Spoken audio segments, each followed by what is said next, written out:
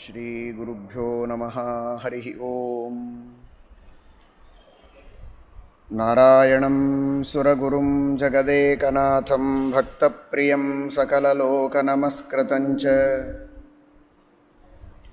ತ್ರೈಗುಣ್ಯವರ್ಜಿತಮಜಂ ವಿಭುಮದ್ಯಮೀಶಂ ವಂದೇ ಭವಘ್ನಮಮರಾಸುರಸಿದ್ಧವಂದ್ಯಂ. ನಾರಾಯಣಂ ನಮಸ್ಕೃತ್ಯ ನರಂ ಚೈವ ನರೋತ್ತಮಂ ದೇವೀಂ ಸರಸ್ವತೀಂ ವ್ಯಾಸಂ ತತೋ ಜಯಮುದೀರಯೇತ್. ಜಯತಿ ಪರಾಶರಸೂನುಃ ಸತ್ಯವತೀ ಹೃದಯನಂದನೋ ವ್ಯಾಸಃ ಯಸ್ಯಾಸ್ಯ ಕಮಲಗಲಿತಂ ವಾङ्ಮಯಮೃತಂ ಜಗತ್ಪಿಬತಿ. ನಾರಾಯಣಾಯ ಪರಿಪೂರ್ಣಗುಣಾರ್ಣವಾಯ ವಿಶ್ವೋದಯಸ್ಥಿತಿಲಯೋನ್ನಿಯತಿಪ್ರದಾಯ ಜ್ಞಾನಪ್ರದಾಯ ವಿಬುಧಾಸುರಸೌಖ್ಯದುಃಖಸತ್ಕಾರಣಾಯ ವಿತತಾಯ ನಮೋ ನಮಸ್ತೆ. ಧರ್ಮವಿಜ್ಞಾನವೈರಾಗ್ಯಪರಮೈಶ್ವರ್ಯಶಾಲಿನಃ ಆನಂದತೀರ್ಥಭಗವತ್ಪಾದಾನ್ ವಂದೇ ನಿರಂತರಂ. ಭವತಿ ಯದನುಭಾವಾದೇಡಮೂಕೋऽಪಿ ವಾಗ್ಮೀ ಜಡಮತಿರಪಿ ಜಂತುರ್ಜಾಯತೆ ಪ್ರಾಜ್ಞಮೌಲಿಃ. ಸಕಲವಚನಚೇತೋ ದೇವತಾ ಭಾರತೀ ಸಾ ಮಮ ವಚಸಿ ನಿಧತ್ತಾಂ ಸನ್ನಿಧಿಂ ಮಾನಸೇ ಚ. ನಮೋऽಸ್ತು ತಾತ್ವಿಕಾ ದೇವಾಃ ವಿಷ್ಣುಭಕ್ತಿಪರಾಯಣಾಃ ಧರ್ಮಮಾರ್ಗೇ ಪ್ರೇರಯन्तु ಭವಂತಃ ಸರ್ವ ಏವ ಹಿ. ನೌಮಿನ್ಯಾಯಸುಧಾದಿಕೃಜ್ಜಯಮುನೀನ್ ಶ್ರೀಪಾದರಾಟ್ಸನ್ಮಣೀನ್ ವ್ಯಾಸಾರ್ಯಾನ್ ವಿವಿಧಾಗಮಬ್ಧಿವಿಹರಾನ್ ಶ್ರೀವಾದಿರಾಜಾನಪಿ ವಂದೇ ಹಂಸವರಾನ್ ರಘೂತ್ತಮಗುರೂನ್ ವೈದಗ್ಧ್ಯವಾರಾಂ ನಿಧೀನ್. ಶ್ರೀ ಸತ್ಯವ್ರತರಾಘವೇಂದ್ರಮುನಿಪಾನ್ ಸದ್ಬೋಧಸಧ್ಯಾನಪಾನ್ ಸತ್ಯಾಭಿಜ್ಞಕರಾಬ್ಜೋತ್ಥಾನ್ ಪಂಚಾಶದ್ವರ್ಷಪೂಜಕಾನ್ ಸತ್ಯಪ್ರಮೋದತೀರ್ಥಾರ್ಯಾನ್ ನೌಮಿನ್ಯಾಯಸುಧಾರತಾನ್. ವೈಶಂಪಾಯನ ಉವಾಚ. ಬಲದೇವಸ್ತು ಧರ್ಮಾತ್ಮಾ ಧನುರಾದಾಯ ಸತ್ವರಂ ಜಘಾನ ಹಂಸಂ ದಶಭಿಃ ಬಾಣೈರ್ಬಾಣಭೃತಾಂ ವರಃ. ಸ್ವಸ್ತ್ಯಸ್ತು ಅಶೇಷಸನ್ಮಂಗಲಾನಿ ಸಂತು ಶ್ಲೋಕೈಕಶ್ರವಣಪಠನಮಾತ್ರೇಣ ಕಥಾ ವಕ್ತುಶ್ಚ ಶ್ರೋತॄಣಾಂ ನಿಖಿಲಕಲಿಕೃತಕಲ್ಮಷಾಪನೋದನಪಟುತರೆ ಧರ್ಮಾದ್ಯಖಿಲಪುರುಷಾರ್ಥಸಾಧನೀಭೂತೆ ಶ್ರೀಮನ್ಮಹಾಭಾರತೆ ಹರಿವಂಶೇ ಭವಿಷ್ಯಪರ್ವಣಿ. ಅದ್ಯ ಕಥಾಪ್ರಸಕ್ತೌ ಕಿಂಚಿತ್ ಪೂರ್ವಪ್ರಸಕ್ತಪ್ರಮೇಯಾನುವಾದಃ. ಹರಿ ಓಂ. ಹರಿವಂಶೋ ಹರತ್ಯೇನಃ ಜನ್ಮ ಜನ್ಮಸು ಸಂಚಿತಂ ಅಪುತ್ರಂ ಪುತ್ರಿಣಂ ಕುರ್ಯಾತ್ ವಂಶಂ ಉನ್ನಾಮಯೇತ್ ಸದಾ. ಶ್ರೀಕೃಷ್ಣ ಪರಮಾತ್ಮ ಸಕಲ ಸಜ್ಜನರ ರಕ್ಷಣೆಗಾಗಿ ಭೂಭಾರ ಹರಣ ಮಾಡುವುದಕ್ಕೋಸ್ಕರ ಬ್ರಹ್ಮಾದಿ ದೇವತೆಗಳ ವರಗಳಿಂದ ಅವಧ್ಯರಾದಂತಹ ಮಹಾ ಅಸುರರ ಸಂಹಾರವನ್ನು ಮಾಡಿ ಅಧರ್ಮದ ನಿವಾರಣೆಯನ್ನು ಮಾಡಿ ಧರ್ಮದ ಸ್ಥಾಪನೆಯನ್ನು ಮಾಡ್ತಾ ಇದ್ದಾನೆ. ಬ್ರಹ್ಮದೇವರ ವರದಿಂದ ಅವಧ್ಯನಾದಂತಹ ವಿಚಕ್ರ ಎಂಬ ಅಸುರನನ್ನು ತನ್ನ ಸುದರ್ಶನ ಚಕ್ರದಿಂದ ಸಂಹಾರ ಮಾಡಿ ಪರಮಾತ್ಮ ಎಲ್ಲರಿಗೆ ಅಭಯವನ್ನು ನೀಡಿದ್ದಾನೆ. ಇನ್ನು ಹಂಸಡಿಭಿಕರು ಉಳಿದಿದ್ದಾರೆ. ಹಂಸಡಿಭಿಕರ ಮಿತ್ರ ವಿಚಕ್ರ. ವಿಚಕ್ರನ ಸಂಹಾರವನ್ನು ಶ್ರೀಕೃಷ್ಣ ಪರಮಾತ್ಮ ಮಾಡಿದ್ದಾನೆ. ಇನ್ನು ಮೇಲೆ ಹಂಸಡಿಭಿಕರ ಸಂಹಾರ ಆಗಬೇಕು. ಆ ಹಂಸಡಿಭಿಕರು ಯುದ್ಧವನ್ನು ಮಾಡ್ತಾ ಇದ್ದಾರೆ. ಮೊದಲು ಹಂಸನ ಜೊತೆಗೆ ಬಲರಾಮದೇವರು ಯುದ್ಧವನ್ನು ಮಾಡ್ತಾ ಇದ್ದಾರೆ. ರುದ್ರದೇವರ ವರದಿಂದ ಅವಧ್ಯನಾದಂತಹ ಅಜೇಯನಾದ ಹಂಸ ಶುಕ್ಲಕೇಶಾವೇಶದಿಂದ ಕೂಡಿದಂತಹ ಶೇಷಾವತಾರರಾದ ಮಹಾಪರಾಕ್ರಮಿಗಳಾದಂತಹ ಬಲರಾಮದೇವರು ಶೇಷದೇವರ ಸಮಾನ ಕಕ್ಷೆಯಲ್ಲಿ ಬರುವ ರುದ್ರದೇವರ ವರ ಮಾತ್ರ ಅವನಿಗೆ. ಇವರು ಸ್ವಯಂ ಶೇಷದೇವರು, ಅಷ್ಟು ಮಾತ್ರ ಅಲ್ಲ, ಶುಕ್ಲಕೇಶದ ಆವೇಶ. ಅಂತಹ ಮಹಾಪರಾಕ್ರಮಿಗಳಾದ ಬಲರಾಮದೇವರು ಯುದ್ಧವನ್ನು ಮಾಡ್ತಾ ಇದ್ದಾರೆ. ಭಾರೀ ತೀಕ್ಷ್ಣವಾದ 10 ಬಾಣಗಳಿಂದ ಬಲರಾಮದೇವರು ಹಂಸನಿಗೆ ಜೋರಾಗಿ ಗಾಯವನ್ನು ಮಾಡಿದರೆ, ಪ್ರತಿಯಾಗಿ 5 ಬಾಣಗಳನ್ನು ಹಂಸ ಬಿಟ್ಟಿದ್ದಾನೆ. ಮತ್ತೆ ಬಲರಾಮದೇವರು 10 ಬಾಣಗಳನ್ನು ಬಿಟ್ಟಿದ್ದಾರೆ. ಅಷ್ಟು ಮಾತ್ರ ಅಲ್ಲದೆ ಒಂದು ತೀಕ್ಷ್ಣವಾದಂತಹ ಬಾಣವನ್ನು ಬಿಟ್ಟರೆ ಹಂಸ ಪ್ರಜ್ಞೆ ತಪ್ಪಿ ಮೂರ್ಛೆ ಹೋಗಿ ಬಿದ್ದಿದ್ದಾನೆ. ಪುನಃ ಎಂತಹ ಪರಾಕ್ರಮ ಅವರಿಗೆ, ಅಸುರರಿಗೆ ಅಂದರೆ ದೇವತೆಗಳಾಗಲಿ ಅಸುರರಾಗಲಿ ಯುದ್ಧದೊಳಗೆ ಅಲ್ಪ ಸ್ವಲ್ಪ ಪರಾಕ್ರಮವನ್ನು ತೋರಿಸೋದಿಲ್ಲ, ತಮ್ಮ ಮಹಾಪರಾಕ್ರಮವನ್ನು ತೋರಿಸ್ತಾರೆ. ಮೂರ್ಛೆ ಹೋಗಿ ಬಿದ್ದಾಗ ಯಾವ ಔಷಧೋಪಚಾರಾದಿಗಳ ಅವಕಾಶವೂ ಇರೋದಿಲ್ಲ. ಮತ್ತೆ ಸುಧಾರಿಸಿಕೊಂಡು ಹಂಸ ಜೋರಾಗಿ ಬಾಣವನ್ನು ಬಿಟ್ಟರೆ ಬಲರಾಮದೇವರಿಗೆ ರಕ್ತ ಬರ್ತಾ ಇದೆ. ಆ ರೀತಿ ಭಾರೀ ರಕ್ತ ಬರುವ ರೀತಿಯಲ್ಲಿ ಬಾಣವನ್ನು ಬಿಟ್ಟಿದ್ದಾರೆ. ಮತ್ತೆ ಬಲರಾಮದೇವರು ಬಾಣಗಳ ವೃಷ್ಟಿಯನ್ನು ಮಾಡುತ್ತಾರೆ. ಹಂಸನ ಮೇಲೆ 1,00,000 ಬಾಣಗಳನ್ನು ಬಿಡುತ್ತಾರೆ ಏಕಕಾಲಕ್ಕೆ. ಅತ್ಯದ್ಭುತವಾದ ಸಾಮರ್ಥ್ಯ ಬಲರಾಮದೇವರು. ಶೇಷದೇವರ ಆವೇಶ ಇರುವಂತಹ ಅರ್ಜುನ, ಸ್ವಯಂ ಇಂದ್ರಾವತಾರ, ಶೇಷಾವೇಶದಿಂದ ಕೂಡಿದ ಅರ್ಜುನನ ಬಾಣಗಳ ವೃಷ್ಟಿಯ ಮಹಿಮೆಯನ್ನೇ ನೀವು ಕೇಳ್ತೀರಿ ಮಹಾಭಾರತದ ಯುದ್ಧದಲ್ಲಿ. ಸಾಕ್ಷಾತ್ ಶೇಷಾವತಾರರಾದಂತಹ ಬಲರಾಮದೇವರು ಏನು ಬಾಣಗಳ ವೃಷ್ಟಿ ಮಾಡಿದ್ದಾರೆ ಅಂದರೆ, 1,00,000 ಬಾಣಗಳ ವೃಷ್ಟಿಯನ್ನು ಮಾಡಿದ್ದಾರೆ ಹಂಸನ ಮೇಲೆ. ಅವನ ರಥ, ಧ್ವಜ, ಧನುಸ್ಸು, ಬತ್ತಳಿಕೆ, ಸಾರಥಿ ಎಲ್ಲರ ಮೇಲೆ ಬಾಣಗಳ ವೃಷ್ಟಿಯಾಗಿದೆ.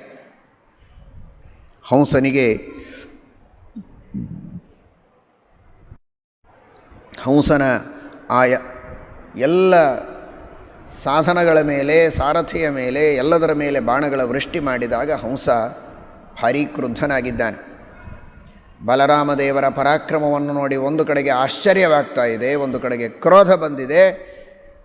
ಆ ಕ್ರೋಧದಿಂದ ಹಂಸ ತಾನು ಬಲರಾಮದೇವರ ಸಾರಥಿಯನ್ನು ಸಂಹಾರ ಮಾಡಿದ್ದಾನೆ, ಕುದುರೆಗಳನ್ನು ನಾಶ ಮಾಡಿದ್ದಾನೆ, ಧ್ವಜವನ್ನು ನಾಶ ಮಾಡಿದ್ದಾನೆ, ರಥವನ್ನು ಮುರಿದಿದ್ದಾನೆ. ಆಗ ಬಲರಾಮದೇವರು ಗದೆಯನ್ನು ತೆಗೆದುಕೊಂಡಿದ್ದಾರೆ.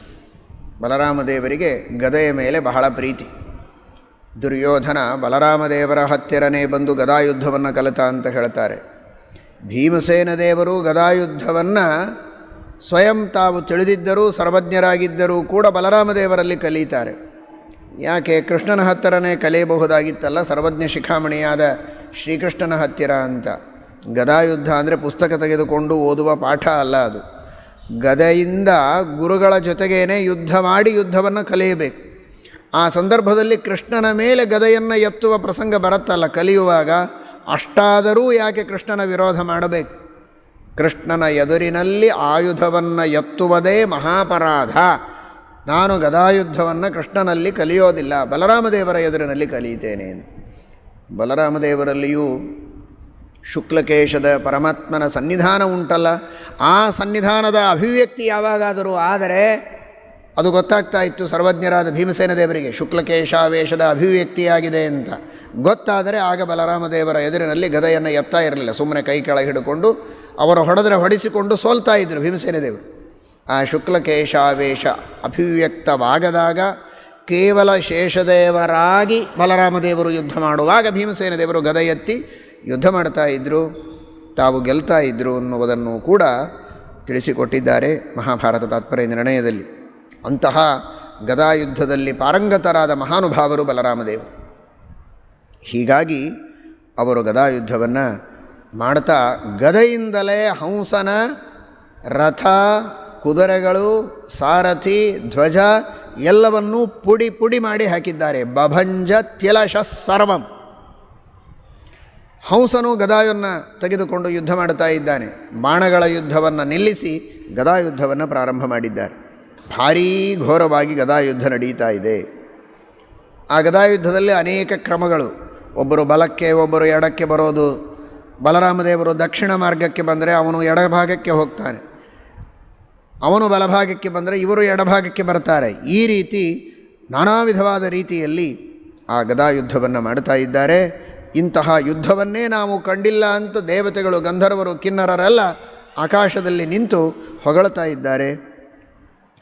ಇವರಿಬ್ಬರನ್ನು ನೋಡಿ ಆಶ್ಚರ್ಯಪಡ್ತಾ ಇದ್ದಾರೆ. ಅಹೋ ಖಲ್ವೀದೃಶಂ ಯುದ್ಧಂ ದೃಷ್ಟಂ ಪೂರ್ವಂ ನಚ ಶ್ರುತಂ, ಎಂದೆಂದಿಗೂ ನಾವು ನೋಡಿಲ್ಲ ಅಂತಹ ಅದ್ಭುತವಾದ ಯುದ್ಧ ಇವತ್ತೇ ಕಾಣ್ತಾ ಇದ್ದೇವೆ ಅಂತ. ಈ ರೀತಿ ಬಲರಾಮದೇವರ ಹಂಸನ ಯುದ್ಧ ಆಚೆಗೆ ನಡೀತಾ ಇದೆ. ಈ ಕಡೆಗೆ ಆ ಹಂಸನ ತಮ್ಮ ಡಿಭಿಕನಿಗೂ ಸಾತ್ಯಕಿಗೂ ಯುದ್ಧ ನಡೀತಾ ಇದೆ. ಭಾರೀ ಘೋರವಾದಂತಹ ಯುದ್ಧ. ನಾರಾಯಣ ವರ್ಮದಲ್ಲಿ ಪ್ರಾರ್ಥನೆಯನ್ನು ಮಾಡುವಾಗ ಪರಮಾತ್ಮನ ಎಲ್ಲ ಆಯುಧಗಳು, ವಾಹನಗಳು ಇವುಗಳೆಲ್ಲ ನಮ್ಮನ್ನು ರಕ್ಷಣೆ ಮಾಡಲಿ ಅಂತ ಪ್ರಾರ್ಥನೆ ಮಾಡಿದ್ದಾರೆ. ಅಂದರೆ ಪರಮಾತ್ಮನ ಆಯುಧಗಳು, ಶಂಖಚಕ್ರ ಗದಾ ಪದ್ಮಾದಿ ಆಯುಧಗಳು ಹಾಗೂ ಶೇಷ ಗರುಡ ಮೊದಲಾದಂತಹ ಭಗವಂತನ ಆಸನ, ವಾಹನ ಇವುಗಳೆಲ್ಲವೂ ಕೂಡ ಭಗವಂತನ ವಿಶೇಷ ಸನ್ನಿಧಾನಕ್ಕೆ ಪಾತ್ರವಾದದ್ದರಿಂದ, ಆ ಅಭಿಮಾನಿ ದೇವತೆಗಳಲ್ಲಿ ಭಗವಂತನ ವಿಶೇಷ ಸನ್ನಿಧಾನವಿರೋದರಿಂದ ಅವುಗಳೆಲ್ಲ ನಮ್ಮನ್ನು ಎಲ್ಲ ಆಪತ್ತುಗಳಿಂದ ರಕ್ಷಣೆ ಮಾಡ್ತವೆ ಅಂತನ್ನುವುದಕ್ಕೆ ಈ ತರಹ ಕಥೆಗಳನ್ನು ಹೇಳುವ ಮೂಲಕ ನಮಗೆ ಹರಿವಂಶ ಮಹಾಭಾರತಗಳು, ಪುರಾಣಗಳು ತಿಳಿಸಿಕೊಡ್ತಾ ಇವೆ. ಪರಮಾತ್ಮನ ವಾಹನ ಗರುಡದೇವರು, ಗರುಡನ ಆವೇಶ ಸಾತ್ವಿಕೆಯಲ್ಲಿ, ಪರಮಾತ್ಮನ ಆಸನ ಶೇಷದೇವರು. ಹಾಗಾದರೆ ದೇವರ ಸನ್ನಿಧಾನ ಇರುವಂತಹ ವ್ಯಕ್ತಿಗಳ ಅನುಗ್ರಹ ಇದ್ದರೇ ನಮ್ಮ ಆಪತ್ತುಗಳ ಪರಿಹಾರವಾಗುವಾಗ ದೇವರ ಅನುಗ್ರಹದಿಂದ ಪರಿಹಾರವಾಗತ್ತೆ ಅಂತ ಏನು ಹೇಳೋದು ಅನ್ನುವ ಕೈಮುತ್ಯವನ್ನು ನಮಗೆ ನಾರಾಯಣ ವರ್ಮ ತಿಳಿಸಿಕೊಡುತ್ತೆ. ಅದನ್ನು ಈ ರೀತಿಯ ಕಥೆಗಳಿಂದ ನಮಗೆ ದೃಷ್ಟಾಂತಪೂರ್ವಕವಾಗಿ ವಿವರಣೆಯನ್ನು ಮಾಡ್ತಾ ತಿಳಿಸಿಕೊಡ್ತಾರೆ ಶಾಸ್ತ್ರದಲ್ಲಿ ಅಂತ ನಾವು ಅರ್ಥ ಮಾಡಿಕೊಳ್ಳಬೇಕು. ಸಾತ್ಯಕಿ ಯುದ್ಧವನ್ನು ಮಾಡ್ತಾ ಇದ್ದಾನೆ. 10 ಬಾಣಗಳನ್ನು ಬಿಟ್ಟ. ಡಿಭಿಕ 5,000 ಬಾಣಗಳನ್ನು ಬಿಟ್ಟಿದ್ದಾನೆ ಸಾತ್ಯಕಿಯ ಮೇಲೆ. ಅವುಗಳೆಲ್ಲವನ್ನು ಕತ್ತರಿಸಿ ಸಾತ್ಯಕಿ 7 ಬಾಣಗಳನ್ನು ಬಿಟ್ಟಿದ್ದಾನೆ. ಎಷ್ಟು ಮಾತನಾಡ್ತಾರೆ ಅನ್ನೋದು ಮುಖ್ಯ ಅಲ್ಲ, ಆ ಮಾತಿನೊಳಗೆ ಏನು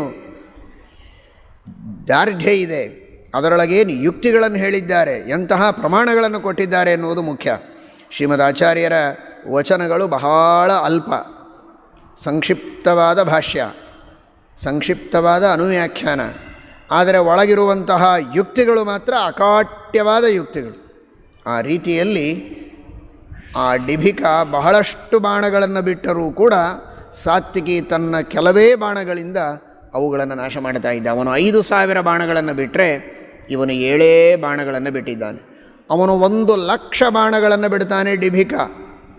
ಅವುಗಳನ್ನೆಲ್ಲ ಇವನು ಕತ್ತರಿಸಿ ಹಾಕ್ತಾನೆ ಸಾತ್ಯಕಿ. ಅಷ್ಟು ಮಾತ್ರ ಅಲ್ಲ, ಅವನು ಧನುರ್ಭಂಗವನ್ನು ಮಾಡ್ತಾನೆ. ಧನುರ್ಭಂಗ ಮಾಡಿದರೆ ಅವನು ಜೋರಾಗಿ ಚೂರಿಯಿಂದ ಇವನನ್ನು ಹೊಡೆಯುವುದಕ್ಕೆ ಬರ್ತಾನೆ. ಅದನ್ನು ಇವನು ನಾಶ ಮಾಡಿ ಹಾಕ್ತಾನೆ. ಪುನಃ ಇವನು ಧನುರ್ಭಂಗ ಮಾಡಬೇಕು ಸಾತ್ಯಕಿ. ಅವನು ಹೊಸ ಧನುಸ್ಸು ತಗೋಬೇಕು. 110 ಧನುಸ್ಸುಗಳನ್ನು ಭಂಗ ಮಾಡಿದ್ದಾನೆ, ಒಂದಾದ ಮೇಲೆ ಒಂದು. ಏನು ಸಾತ್ವಿಕೆಯ ಪರಾಕ್ರಮ ನೋಡ್ರಿ!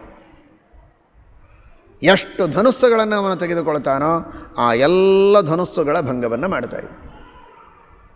ಭಗವಂತನ ಸರ್ವೋತ್ತಮತ್ವವನ್ನು ವಿರೋಧ ಮಾಡುವುದಕ್ಕೆ, ಅವನ ಸರ್ವೋತ್ತಮತ್ವವನ್ನು ಒಪ್ಪದೆ ದೇವರೇ ನಮಗೆ ಶರಣಾಗತನಾಗಿ ಬರಬೇಕು, ಅವನೇ ನಮಗೆ ಕಪ್ಪು ಕಾಣಿಕೆಗಳನ್ನು ಕೊಡಬೇಕು ಅಂತ ಬಂದವರಿವರು ಹಂಸಡಿಭಿಕರು. ಶ್ರೀಕೃಷ್ಣನೇ ನಮಗೆ ಕಪ್ಪು ಕಾಣಿಕೆಗಳನ್ನು ಕೊಡಬೇಕು ಅಂತ ಬಂದವರು. ಇದರ ಅರ್ಥ ಕೃಷ್ಣನನ್ನು ಸರ್ವೋತ್ತಮ ಅಂತ ಒಪ್ಪದೆ ಆ ಶ್ರೀಕೃಷ್ಣ ಪರಮಾತ್ಮನನ್ನು ತನಗಿಂತಲೂ ಚಿಕ್ಕವರು ಅಂತನ್ನುವಂತಹ ದುರ್ಬುದ್ಧಿಯಿಂದ ಬಂದವರು ಅನ್ನೋದಕ್ಕೆ ಅಂಥವರು ಶ್ರೀಕೃಷ್ಣ ಪರಮಾತ್ಮನ ಸರ್ವೋತ್ತಮತ್ವವನ್ನು ಅಲ್ಲಗಳೆಯುವುದಕ್ಕೆ ಸಾಧ್ಯವಿಲ್ಲ. ಯಾವುದೇ ಅಸ್ತ್ರಗಳಿಂದ ಶಸ್ತ್ರಗಳಿಂದ ತನ್ನನ್ನೇ ಸೋಲಿಸಲಿಕ್ಕಾಗೋದಿಲ್ಲ. ಅಂದರೆ ತನ್ನ ಸ್ವಾಮಿಯಾದ ಪರಮಾತ್ಮನನ್ನು ಸೋಲಿಸುವುದಕ್ಕೆ ಏನಾಗುತ್ತೆ ಎನ್ನುವುದನ್ನು ಸಾತ್ವಿಕಿ ತೋರಿಸಿಕೊಡ್ತಾ ಇದ್ದಾನೆ. ಅವರು ಪ್ರಯೋಗ ಮಾಡಿದ ಎಲ್ಲ ಅಸ್ತ್ರಗಳನ್ನು ಶಸ್ತ್ರಗಳನ್ನು ಪ್ರಯೋಗ ಮಾಡುವುದಕ್ಕೆ ಬೇಕಾದ ಧನುಸ್ಸುಗಳನ್ನು ಭೇದನ ಮಾಡುವ ಮೂಲಕ ಕೃಷ್ಣನ ಪಾರಮ್ಯವನ್ನು ವಿರೋಧಿಸುವ ಯಾವುದೇ ತರಹದ ಪ್ರಮಾಣಗಳನ್ನು ಕೊಡುವುದಕ್ಕೆ ಸಾಧ್ಯ ಇಲ್ಲ. ಎಲ್ಲ ಪ್ರಮಾಣಗಳಿಗೂ ಸರಿಯಾದಂತಹ ಸಮಾಧಾನವಿದೆ ಎನ್ನುವುದನ್ನು ಸೂಚನೆ ಮಾಡ್ತಾ ಇದ್ದಾನೆ. ಸಾತ್ಯಕಿ ಕೊನೆಗೆ ಈ ಧನುಸ್ಸುಗಳಿಂದ ಯುದ್ಧವನ್ನು ಮಾಡುವುದಕ್ಕೆ ಹೊರಟರೆ ಸಾತ್ಯಕಿ ಬಿಡೋದಿಲ್ಲ. ನಿಶ್ಚಿತವಾಗಿಯೂ ಧನುರ್ಭಂಗವನ್ನು ಮಾಡುವ ಕಲೆಯಲ್ಲಿ ನಿಪುಣ ಇವನು ಅಂತ ಇಬ್ಬರೂ ಖಡ್ಗವನ್ನು ತೆಗೆದುಕೊಂಡು ಯುದ್ಧವನ್ನು ಪ್ರಾರಂಭ ಮಾಡಿದ್ದಾರೆ. ಭಾರೀ ಯುದ್ಧ ನಡೀತಾ ಇದೆ. ದುಶ್ಯಾಸನನ ಮಗ ಭೂರಿಶ್ರವ, ಅಭಿಮನ್ಯು, ನಕುಲ ಹಾಗೂ ಸಾತ್ಯಕಿ, ಡಿಭಿಕ ಈ 6 ಜನರು ಖಡ್ಗಯುದ್ಧದಲ್ಲಿ ನಿಸ್ಸೀಮರು. ತಾತ್ಪರ್ಯ ಭಾರೀ ಅದ್ಭುತವಾದಂತಹ ಯುದ್ಧವನ್ನು ಆಡುವವರು ಅಂತ 6 ಜನರ ಲಿಸ್ಟಿದೆ. ಅದರೊಳಗೆ ಇವರಿಬ್ಬರು ಬರ್ತಾರೆ, ಸಾತ್ಯಕಿ ಮತ್ತು ಡಿಭಿಕರು. ಅಂದಮೇಲೆ ಕೇಳಬೇಕೇ, ಏತೇ ಶ್ವೇತೌ ನೃಪಶ್ರೇಷ್ಠೌ ಷಟ್ಸು ವೈ ನೃಪಸತ್ತಮ, 6 ಜನರ ಲಿಸ್ಟಿನೊಳಗೆ ಬರುವವರು. ಇವತ್ತೆಲ್ಲ ಹೇಳ್ತಾ ಇರ್ತಾರಲ್ಲ, 10 ಜನರನ್ನು ಮತ್ತು ನಮ್ಮ ದೇಶದೊಳಗೆ ಆರಿಸಿದ್ದಾರೆ, ಅದರೊಳಗೆ ಇವರೊಬ್ಬರು ಯಾವುದೋ ಒಂದು ಕ್ಷೇತ್ರದೊಳಗೆ ಡಾಕ್ಟರ್ಸೋ ಇಂಜಿನಿಯರ್ಸೋ, ಹಾಗೆ ಇಡೀ ದೇಶದೊಳಗೆ 6 ಜನ ಮಹಾಖಡ್ಗ ಯುದ್ಧ ಪಾರಂಗತರು, ಅದರಲ್ಲಿ ಇವರಿಬ್ಬರು ಅಂತ ಇವರಿಬ್ಬರ ಬಗ್ಗೆ ಹೇಳಬೇಕಾಗಿದ್ದರೆ ಎಂತಹ ಭಾರೀ ಯೋಗ್ಯತೆ. ಶ್ರೀಮದ್ ಆಚಾರ್ಯರು ಸಂಕ್ಷಿಪ್ತವಾಗಿ ಹೇಳಿದ್ದಾರೆ ಮಹಾಭಾರತ ತಾತ್ಪರ್ಯ ನಿರ್ಣಯದಲ್ಲಿ, 32 ಪ್ರಭೇದಗಳಿಂದ ಯುದ್ಧವನ್ನು ಮಾಡ್ತಾರೆ ಅಂತ. ಆ 32 ಪ್ರಭೇದಗಳನ್ನು ಹರಿವಂಶ ತಿಳಿಸಿಕೊಡ್ತಾ ಇದೆ. ಭ್ರಾಂತ, ಉದ್ಭ್ರಾಂತ, ಆವಿದ್ಧ, ಪ್ರಬಿದ್ಧ, ಬಾಹುನಿಸೃತ, ಆಕರ, ವಿಕರ, ಭಿನ್ನ, ನಿರ್ಮರ್ಯಾದ, ಅಮಾನುಷ, ಸಂಕೋಚಿತ, ಸಂಕೋಚಿತಂ, ಕುಲಚಿತಂ, ಸವ್ಯಜಾನು, ವಿಜಾನು ಚ, ಆಹಿಕಂ, ಚಿತ್ರಕಂ, ಕ್ಷಿಪ್ರಂ, ಕುಸುಂಬಂ, ಲಂಬನಂ, ಧೃತಂ, ಸರ್ವಬಾಹು, ವಿನಿರ್ಬಾಹು, ಸವ್ಯೇತರ, ಮಥೋತ್ತರಂ, ತ್ರಿಬಾಹು, ಸ್ತುಂಗಬಾಹುಶ್ಚ, ಸವ್ಯೋನ್ನತಂ, ಉದಾಸಿ ಚ, ಪೃಷ್ಠತಃ ಪ್ರಥಿತಂಚೈವ ಯೌಧಿಕಂ ಪ್ರಥಿತಂ ತಥಾ.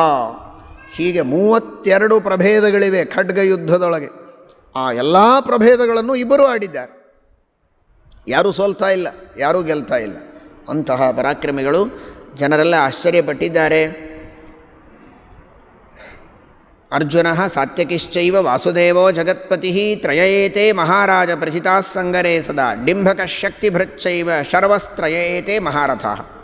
ಈ ಕಡೆಗೆ ಅರ್ಜುನ, ಸಾತ್ಯಕಿ, ಕೃಷ್ಣ. ಸಾತ್ಯಕಿ ಮೇಲೆ ಅರ್ಜುನ, ಆಮೇಲೆ ಕೃಷ್ಣ. ಈ ಕಡೆಗೆ ಡಿಂಭಕ, ಸ್ಕಂದ, ಶಿವ. ಇವರು ಮಾತ್ರ ಈ ತರಹದ ಯುದ್ಧವನ್ನು ಮಾಡುವುದಕ್ಕೆ ಸಮರ್ಥರಾದವರು. ಅಂತಹ ಘನಘೋರವಾದ ಯುದ್ಧವನ್ನು 32 ಪ್ರಭೇದಗಳಿಂದ ಯುಕ್ತವಾದದ್ದನ್ನು ಮಾಡಿ ಅವರು ಜನರ ಮೆಚ್ಚುಗೆಗೆ ಪಾತ್ರರಾಗಿದ್ದಾರೆ. ಇನ್ನೇನು ಪ್ರಯೋಜನ ಇಲ್ಲ ಅಂತ ಮತ್ತೆ ಬೇರೆಯವರ ಜೊತೆಗೆ ಯುದ್ಧ ಮಾಡೋಣ, ಯಾಕೆಂದರೆ ಯಾರು ಗೆಲ್ತಾ ಇಲ್ಲ, ಸೋಲ್ತಾ ಇಲ್ಲ ಅಂತ ಹೊರಟಿದ್ದಾರೆ. ಈ ಕಡೆಗೆ ವಸುದೇವ, ಉಗ್ರಸೇನ, ವೃದ್ಧರು ಇಬ್ಬರೂ ಕೂಡ. ಜರಿತ ಸರ್ವಾಂಗವು, ಅಷ್ಟು ವಯಸ್ಸಾಗಿದೆ, ಮುಪ್ಪು, ಕೂದಲು ಬಿಳಿಯಾಗಿವೆ, ಚರ್ಮ ಎಲ್ಲ ಜೋತು ಬಿದ್ದಿವೆ. ಅಂತಹ ವಾರ್ಧಕ್ಯದೊಳಗೂ ಕೂಡ ದೇಶದ ರಕ್ಷಣೆ ಮಾಡುವುದು ನಮ್ಮ ಕರ್ತವ್ಯ.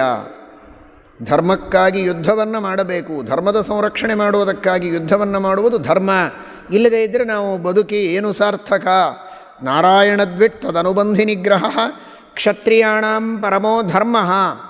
ಯಾರು ಶ್ರೀಕೃಷ್ಣ ಪರಮಾತ್ಮನ ದ್ವೇಷವನ್ನು ಮಾಡುತ್ತಾರೋ, ಶ್ರೀಕೃಷ್ಣ ಪರಮಾತ್ಮನ ಆಜ್ಞಾರೂಪವಾದಂತಹ ಶ್ರುತಿ ಸ್ಮೃತಿಗಳನ್ನು ಅಲ್ಲಗಳೆಯುತ್ತಾರೆ, ಅವರನ್ನು ಚೆನ್ನಾಗಿ ನಿಗ್ರಹ ಮಾಡಬೇಕಾದದ್ದೇ ನಮ್ಮ ಕರ್ತವ್ಯ ಅನ್ನುವ ದೃಷ್ಟಿಯಲ್ಲಿ ಆ ವಾರ್ಧಕ್ಯದೊಳಗೂ ಕೂಡ ಜ್ಞಾನ ವಿಜ್ಞಾನ ಸಂಪನ್ನವು, ಒಳ್ಳೆ ಜ್ಞಾನವನ್ನು ಪಡೆದಂತಹ ಮಹಾನುಭಾವರು, ತಿಳುವಳಿಕೆ ಇದೆ, ಯುದ್ಧವನ್ನು ಮಾಡ್ತಾ ಇದ್ದಾರೆ. ಸಾವಿರಾರು ಬಾಣಗಳನ್ನು ಎಸೀತಾ ಇದ್ದಾರೆ. ಅಂತಹ ವಯಸ್ಸಾದಾಗ ಯಾರ ಜೊತೆಗೆ ಯುದ್ಧ ಇವರದು? ಹಿಡಿಂಬ ಎಂಬ ರಾಕ್ಷಸ. ಏನು ಸಾಮಾನ್ಯನೇ? ಭಾರೀ ದೊಡ್ಡದಾದಂತಹ ಪರ್ವತಪ್ರಾಯವಾದ ರೂಪ ಅವನದು. ಅಷ್ಟು ದೊಡ್ಡ ಆಕಾರ, ದೊಡ್ಡ ಉದರ, ದೊಡ್ಡ ಕಣ್ಣು, ವಿಚಿತ್ರವಾದಂತಹ ಅವನ ಆ ದೊಡ್ಡ ಆಕೃತಿ. ಅಂಥ ಭೂತಾಕೃತಿಯಲ್ಲಿ ನಿಂತಹ, ಪರ್ವತಾಕಾರನಾಗಿ ನಿಂತಹ ಹಿಡಿಂಬನ ಜೊತೆಗೆ ಈ ಇಬ್ಬರು ವೃದ್ಧರು ಅಷ್ಟು ಧೈರ್ಯದಿಂದ ಯುದ್ಧವನ್ನು ಮಾಡ್ತಾ ಇದ್ದಾರೆ.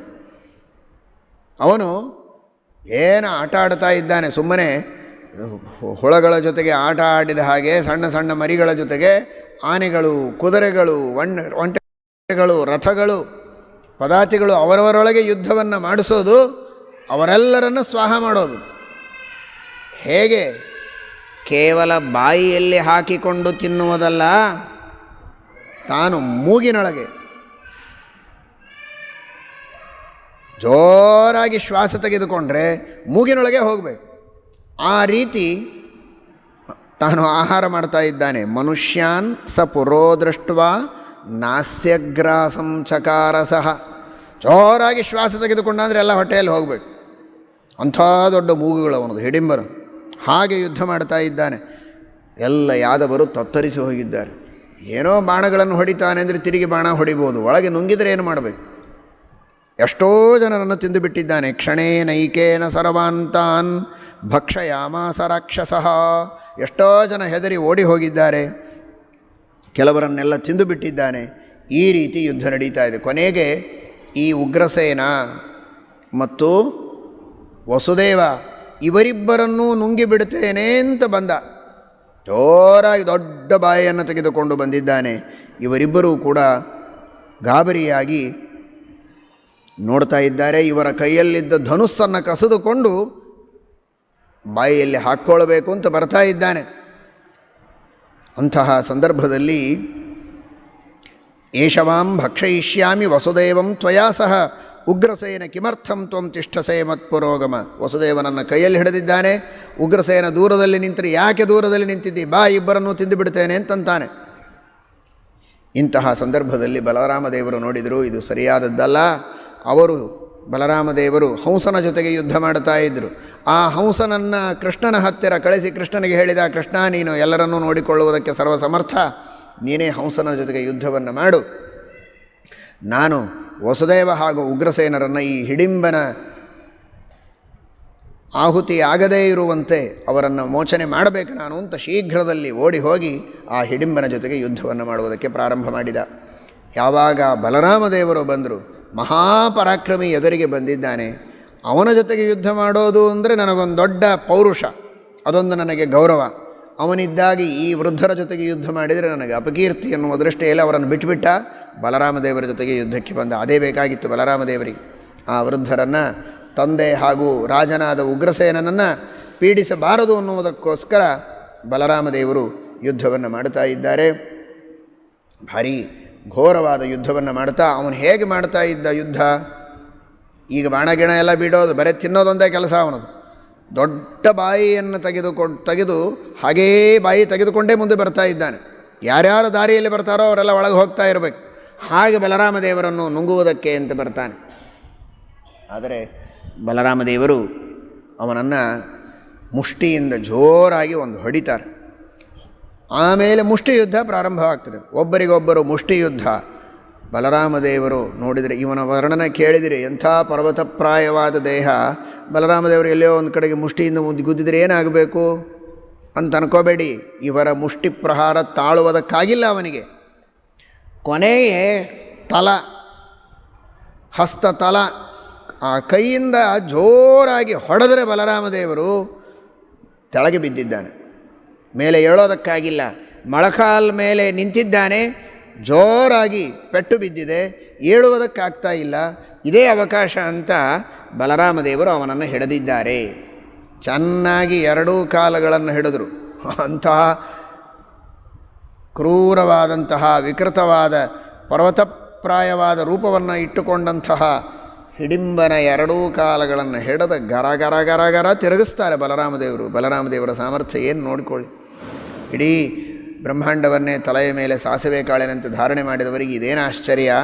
ಗರಗರ ಅಂತ ತಿರುಗಿಸಿ ಎಸೆದರೆ ಎಷ್ಟು ದೂರ ಹೋಗಿ ಬೀಳುತ್ತಾನೆ ಅಂತ. ಗವ್ಯೋತಿ ಮಾತ್ರಂ ಚಿಕ್ಷೇಪ ತಥೋ ದೇಶಾದ್ ಹಲಾಯುಧ. ಮುಂದೆ ಭೀಮಸೇನ ದೇವರು ಹಿಡಿಂಬನನ್ನು ಸಂಹಾರ ಮಾಡಬೇಕಾಗಿದೆ. ಅದಕ್ಕೋಸ್ಕರ ಬಲರಾಮದೇವರು ಸಂಹಾರ ಮಾಡಲಿಲ್ಲ, ಎಸೆದು ಬಿಟ್ರಷ್ಟೆ. ಗವ್ಯೂತಿಯಿಂದ, ಗವ್ಯೂತಿ ಅಂದರೆ 2 ಕ್ರೋಶಗಳು. ಹಿಂದೆ ಬಂದಿದೆ.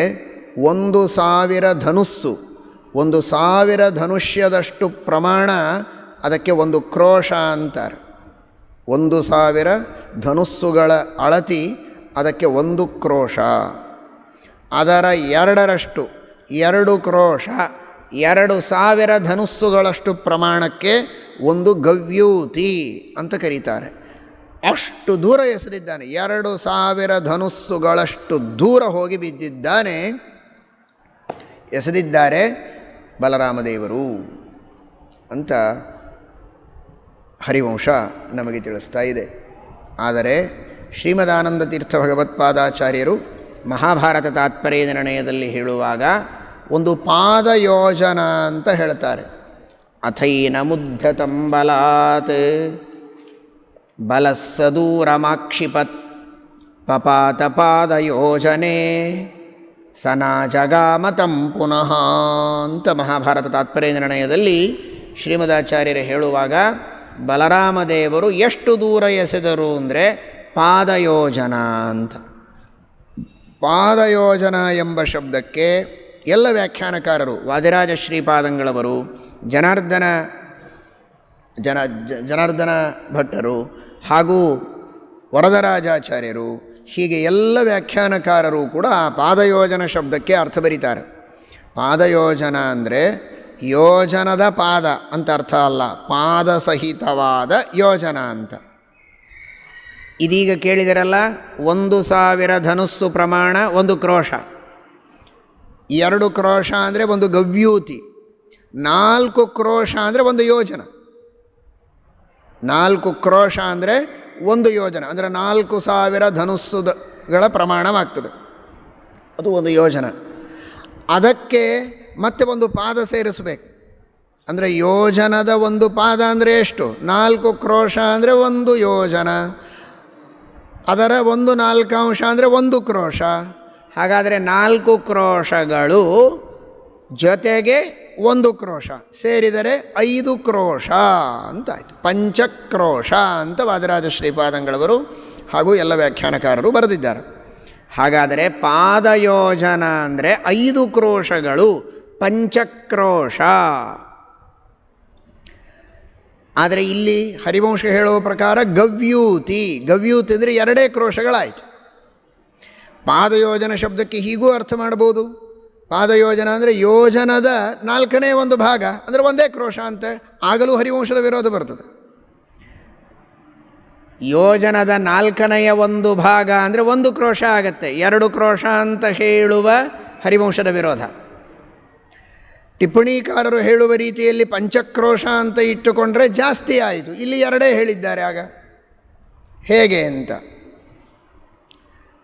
ಈ ರೀತಿ ಚಿಂತನೆ ಬಂದರೆ ಅದಕ್ಕೊಂದು ನಾವಿಲ್ಲಿ ಶ್ರೀಮದಾಚಾರ್ಯರ ಶಬ್ದ ಪ್ರಯೋಗಗಳು ಬಹಳ ಗಂಭೀರವಾದದ್ದಿರ್ತದೆ, ಬಹಳ ಗಂಭೀರವಾದದ್ದಿರ್ತದೆ. ನೋಡಿ, ಇಷ್ಟು ನೋಡಿದರೆ ಅಯ್ಯೋ ವಿರೋಧ ಬಂತಲ್ಲ ಅಂತ ನಮಗೆ ಅನಿಸುತ್ತೆ. ಮತ್ತೊಮ್ಮೆ ಶ್ರೀಮದಾಚಾರ್ಯರ ವಾಕ್ಯವನ್ನು ಪಾರಾಯಣ ಮಾಡಿದರೆ ಆಗ ನಮಗೆ ತೋರ್ತದೆ. ನೋಡಿ,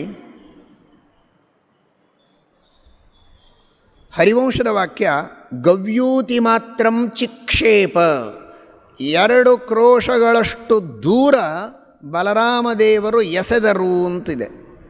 ಶ್ರೀಮದಾಚಾರ್ಯರ ಶಬ್ದ ಪ್ರಯೋಗ ನೋಡಿ, ಪಪಾತಪಾದ ಯೋಜನೆ ಸನಾಜಗ ಮತಂ ಪುನಃ. ಎಸೆದದ್ದರ ಬಗ್ಗೆ ಹೇಳಿಲ್ಲ, ಎಸೆದರು ಅಂತ ಹೇಳಿದ್ದಾರೆ ಶ್ರೀಮದಾಚಾರ್ಯರು, ಎಷ್ಟು ಅಂತ ಹೇಳಿಲ್ಲ. ಸದೂರಮಾಕ್ಷಿಪತ್ ಅಥೈನ ಮುದ್ಧತಂ ಬಲಾತ್ ಬಲಸ್ಸದೂರಮಾಕ್ಷಿಪತ್, ದೂರ ಎಸೆದ ಅಂದ್ಬಿಟ್ರು, ಎಷ್ಟು ದೂರ ಹೇಳಿಲ್ಲ. ಅದು ಎಷ್ಟು ದೂರ ಅಂದರೆ ಗವ್ಯೂತಿ, ಹರಿವಂಶ ಹೇಳಿದೆಯಲ್ಲ, ಮತ್ತು ನಾವೇನು ಹೇಳೋದು ಅಂತ ಬಿಟ್ಟರು ಶ್ರೀಮದಾಚಾರ್ಯರು. 2 ಗವ್ಯೂತಿ, 2 ಕ್ರೋಶಗಳಷ್ಟು ದೂರ ಬಲರಾಮದೇವರು ಎಸೆದದ್ದು.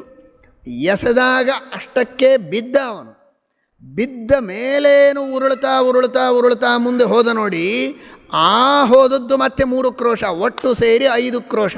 ಕೊನೆಗೆ ಹೋಗಿ ಬಿದ್ದು ನಿಂತನಲ್ಲ, ಅದು 5 ಕ್ರೋಶಕ್ಕೆ. ಅದಕ್ಕಾಗಿ ಶ್ರೀಮದಾಚಾರ್ಯರು ಪಪಾತ, ಆಗ ಪಾದಯೋಜನ ಅಂದಿದ್ದಾರೆ. ದೂರ ಎಷ್ಟು ದೂರ ಹೇಳಲಿಲ್ಲ. ಹೀಗೆ ಶ್ರೀಮದಾಚಾರ್ಯರ ಶಬ್ದಗಳ ಸ್ವಾರಸ್ಯ ಇರುತ್ತೆ. ನೀವು ಗಮನಿಸ್ಬೋದು, ಇಲ್ಲಿ ತೋರಿಸ್ಲಿಕ್ಕೆ ಸಾಧ್ಯ ಇಲ್ಲ, ಪ್ರತ್ಯಕ್ಷವಾಗಿ ನೀವಿದ್ರೆ ತೋರಿಸ್ಬೋದು. ಬಹಳ ದೂರ ಇದ್ದೀರಿ ನೀವೆಲ್ಲ ಅಂದರೆ. ಹೀಗಾಗಿ ಅಂದರೆ ಯಾವುದಾದ್ರೂ ಒಂದು ವಸ್ತುವನ್ನು ಎಸೆದರೆ ಒಂದು ಪಾಯಿಂಟಿಗೆ ಅದು ನೆಲವನ್ನು ಕಚ್ಚುತ್ತದೆ, ಆದರೆ ಅಲ್ಲಿ ನಿಲ್ಲಲ್ಲ, ಮತ್ತೆ ಮುಂದೆ ಹೋಗ್ತದೆ. ಹಾಗೆ ಬಲರಾಮದೇವರ ಆ ಬಲ ಹೇಳಿ ಕೇಳಿ ಬಲರಾಮದೇವರು ಅವರ ಬಲ ಎಷ್ಟು, ಅಷ್ಟು ಜೋರಾಗಿ ಅವನನ್ನು ಎಸೆದರೆ 2 ಕ್ರೋಶಗಳಿಗೆ ನೆಲ ಕಚ್ಚಿ ಮುಂದೆ 3 ಕ್ರೋಶಗಳವರೆಗೆ ಉರುಳುರುಳಿ ಹೋಗಿದ್ದ.